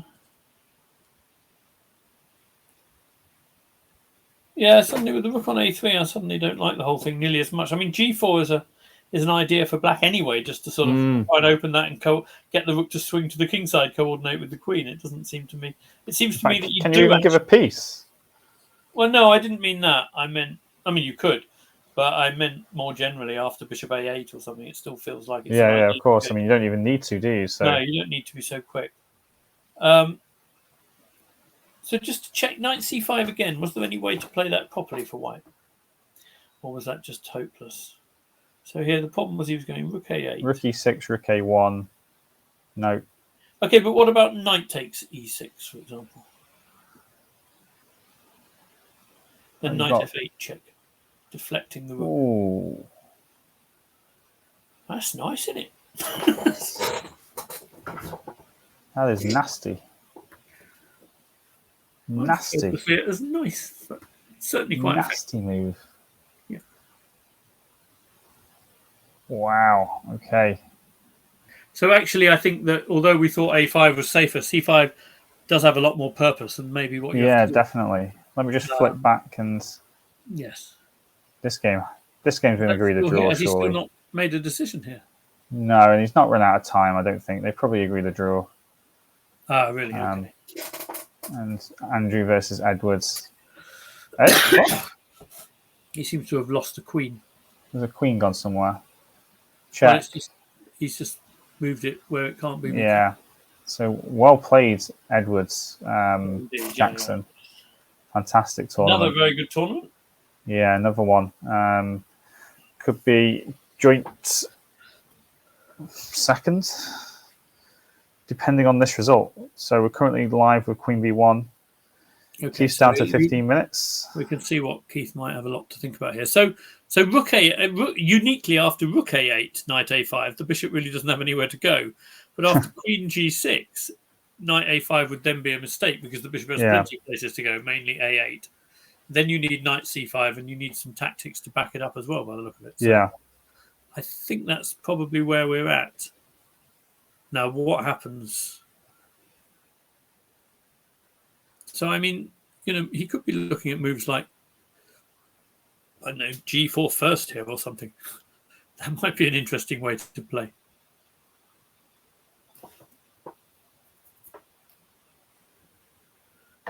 What about G4 now? G4 now. G4 now. If he still plays Knight C5, you get to take on H3 instead of having Queen G6, which was vulnerable. And if he takes on G4, you have Queen G6, and then the Queen has a square to take back the pawn. And that seems to add a lot of dynamics to what Black's doing. Yeah, and you can't go Queen D1. Queen D1 isn't the ideal square, is it, in many ways? Well, Queen D1 you can take on E4. No, I mean, Queen on B1 isn't... Oh, Queen, of course, yeah. Not what you want, so... G4, I think, is the move he'll probably be thinking about. And the move G4's got a lot of pleasing in it, probably worry fans of Adam Ashton. Yes. And indeed Adam Ashton himself. Yeah, he's probably looking at this. He's probably calculated that line with Queen G6. Oh, he's gone Queen G6. Oh, okay. So Knight C5 looks like Knight C5, maybe just G4 straight away. Okay, but then knight e6 was still threatening the check, so No, you, it's oh, still, you are, yes. it's still that's still an Oh. improvement on. I think g4 immediately was probably more. So we more think fun. knight c5 here then is. I think it's really important. I think knight a5, bishop c8. I suddenly feel like white's clearly on the defensive and struggling. But knight c5, as long as we haven't missed some tactic, seems to offer quite a lot of play. But how long has Adam got now? He's He's down to 2 minutes now. Wow, that's really tough. 10-second increment. I mean, I hadn't realised it was 10 seconds. That does put a very different complexion on things. Yeah, g4 is such a threat here. He needs knight c5 to e6 in order to be covering the g5 square and stuff like that. I mean, He sort of holds on by a knife edge, I think. Otherwise, just g4 and queen g5 would be dangerous anyway. But knight c5, come on, Adam, you haven't got much time. You've got to do it. Yeah, it's because it's critical moment time, isn't it? It is critical moment time. He needs to see this knight e6 to f8 idea, I think. Yeah. I think he will. Well, he's more than capable of doing it, but sometimes under pressure it's not so easy. He's done. Yep, go for it, Adam. I don't mean to sound partisan here, but I would like to see Adam make the most of his chances here, because I think it's such an interesting position and so nicely poised. So I'm interested to see what Keith sees here in reply. I suspect Keith may have missed something. I think g4 was much more practically unpleasant for white. Probably just better, full stop. Yeah, and Adam must be very tired and very hungry. Oh, yes.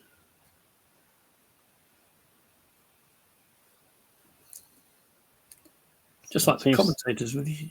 Well, yeah. I mean, I'm feeling I'm feeling tired at the moment. It's quite an effort, isn't it? If you put an engine on our comments, I expect you find they've gone downhill by Measurers. See what our centipoint value was. That's what we really want. We want to be brutally assessed. Wow. Okay, but I think we have found the key idea with this knight e6 to f8, because I don't think there's a lot. The thing is what choices Keith got now, though? Well, I don't know. If that's his only choice, then Adam's doing all right. Rook e8 just drops the bishop on c6. Oh, wait a minute. There's... No, we've already been there in our thoughts. I mean, maybe he plays g4, knight takes e6 and goes queen h5. I was looking for the right square and I couldn't find it. Maybe it's h5, but... Oh, he's gone for this. Knight e6 now is big. Well, maybe when he goes knight f8 check, you can go king g8. Yeah, you can play that ending, but I mean, with the passed e-pawn and the knight on g6 looking pretty healthy. Yeah. I mean, unless white's sort of getting mated immediately, which I think you'd need a pawn on h4 for. I think white's better in that ending. I'm pretty confident about that. Oh, Adam, no. No, knight e6. Why on earth not knight e6? I don't understand. That is a serious loss of sort of initiative. Yeah, with less than a minute left on this clock, though. Can understand why you go for a safety first approach here. I don't think there is a safety first approach. I think if you go for a safety first approach, you're probably worse. I'm wondering, rook a1, rook d1. I think he had to find the tactic because, yeah, exactly. After he's got to sit back with a rook. Sorry, say again? So after rook a1, rook d1, I think he's going to take back with a rook due to bishop takes e4. Or is knight e6 still coming and very powerful? Board, I don't know. But it's not what it was. No. So let's just double check our calculations here. So knight takes e6. Rook a1 looks like the only plausible move. And then just how winning was this? So check, king here. Knight takes queen. Yep. Rook takes queen, check, king, H2. So the bishop's attacked and the Bishop's attacked. e-pawn's close to running. Bishop E8. Well, but then we can probably go rook D8 immediately, can't we? Or something like that. No, that might not be so clever. There's king. Okay, but knight E7 to somewhere. I mean, I'm not saying it's clearly winning. I just thought it was. Yeah, it does look much better, though, doesn't it? I think it's a very clear and good way out of otherwise being worse. Actually, you're not losing that, are you? Whereas you're definitely on the better side of it. Queen E1 now is. I don't think you are necessarily.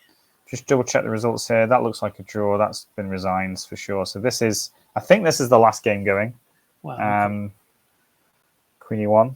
It's also the critical game, so I guess the critical game. Yeah. Let me just.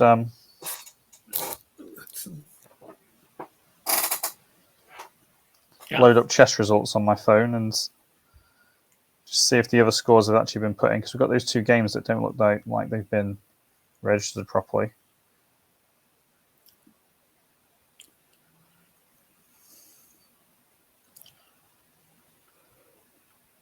Yes, they have finished. So board 3 was a draw. Manuel Dietika versus Paul Macklin, and Edward Jackson did win on board 4 as we expected. And we've had rook A1 on here. Okay, so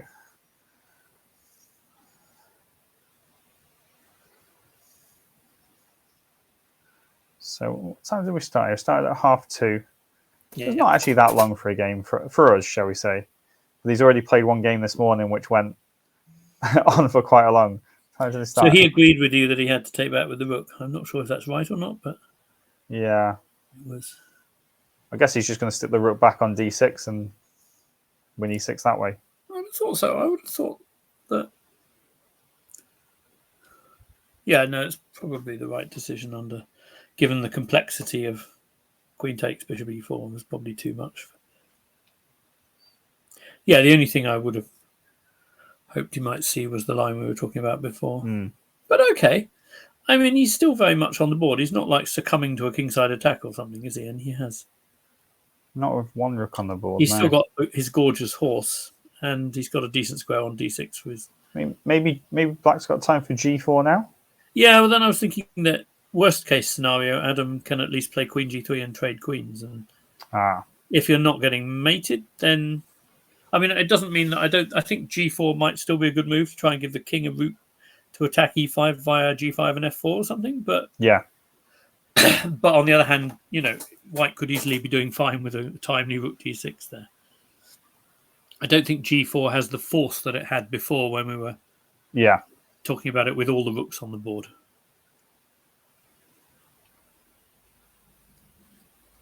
But I'm only guessing.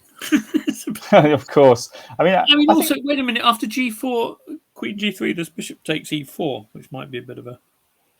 Yeah, I saw Bishop takes E4, but then maybe Queen takes G4 anyway. Well, but then you can take and Bishop D5, E6 is covered and you're threatening Rook A2, and I kind of start to like black again. Do you want to show that, actually? Because we're talking about so go on then. So G4. G4, Queen G3. Yeah, I would be a bit concerned by Bishop takes E4. And if Queen takes G4, which may not be the best move in that position, but Queen takes, and then Bishop drops back to D5, that's the square you obviously want for the Bishop. Yeah. It's a great square, defends E6 and keeps attacking G2, and I think this one's very unpleasant for White, actually. Yeah, that's really good. I don't think your good horse is he's not gone G4. Maybe G4 is... Okay. He's gone Bishop E8. Okay, well, that's sort of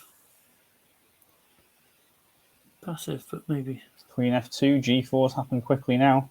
Oh, wow. Okay. What was Queen F2 about? Don't Stopping know. Rook A2, I suppose. Now Queen G3. H5? Not very worried about H5. It might be useful for Black if the line where the queens get exchanged, that the bishop's now on G6 attacking E4 rather than. But that's not clear. A Queen G3 still looks like a decent candidate move. Okay. Now I'm worried about the queen having dark squares to go to, like G5 and E5, which I haven't needed to be worried about before. So, for example, if queen f3, then maybe queen g5 or something.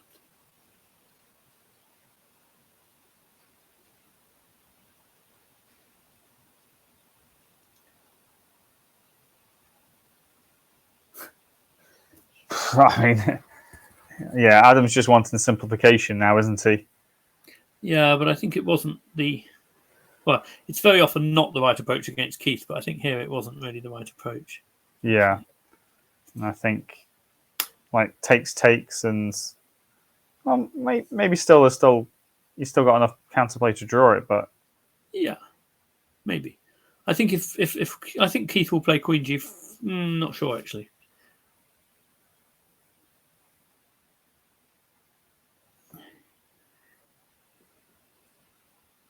And he has got I thought rook d3 instead of hg was interesting. Yeah, that may well be Here, true. rook d3. That's quite a tricky move to make in time trouble because you're allowing rook a1 check, but it's probably true that it was interesting. Yeah, I do like that move, actually. I don't think it was as strong as what we'd suggested before, maybe, but yeah, it's an interesting thought, definitely, yeah.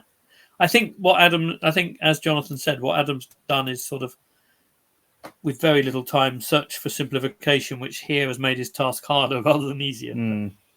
That, of course, sometimes happens. It occurs to me that queen g5, knight takes e6, queen takes e5, queen f5 check is one possible variation.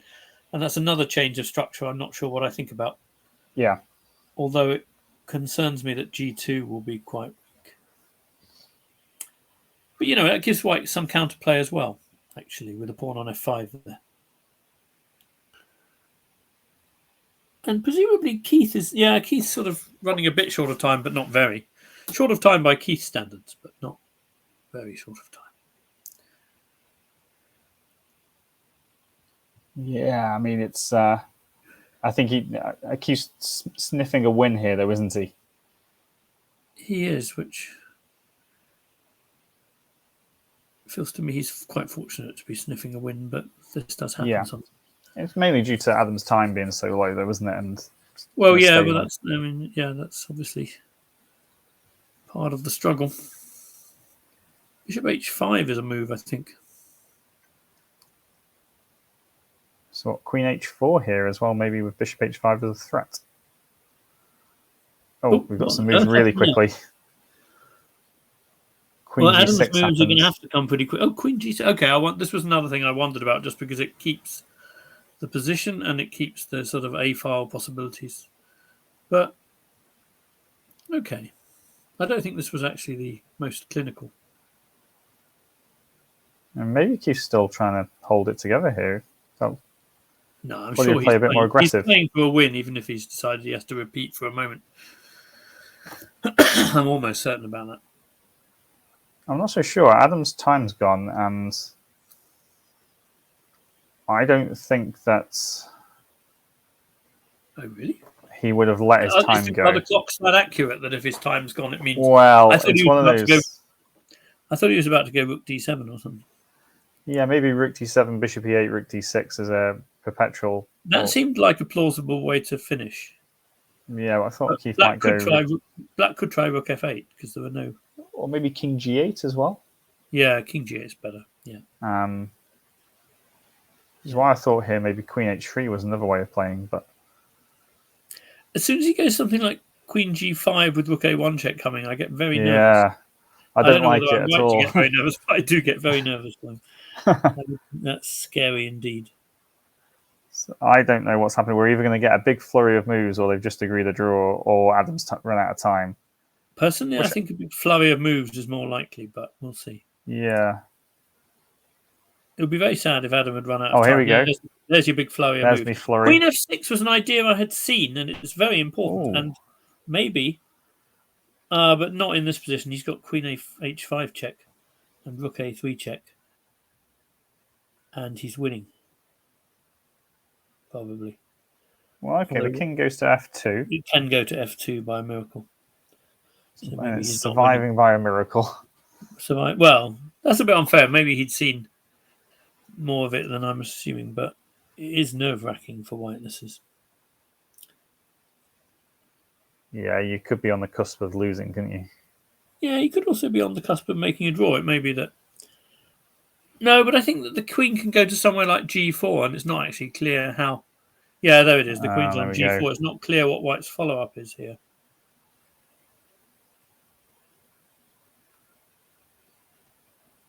I can't even. 10 seconds and he's got to make a move. No, this is intolerable pressure. I don't know how you even try and make a move here. He's certainly Queen G3 check, isn't he? So it's probably game over. Knight D3. And you just take it. Take it, yeah.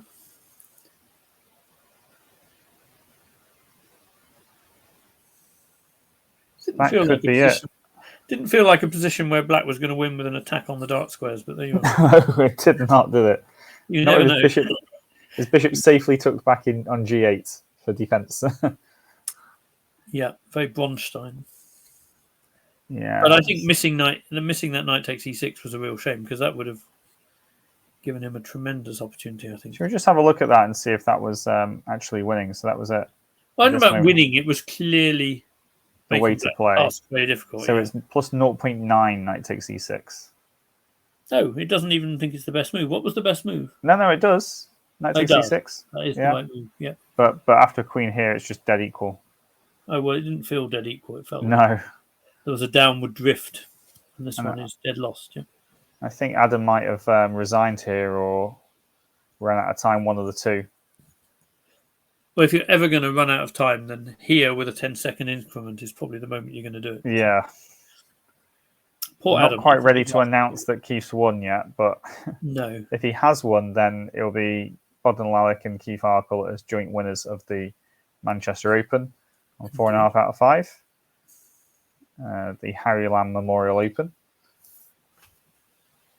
So we're just waiting to see if it's actually going to register. I mean, this is the position with Adam to play, and if he hasn't managed a bunch of moves, then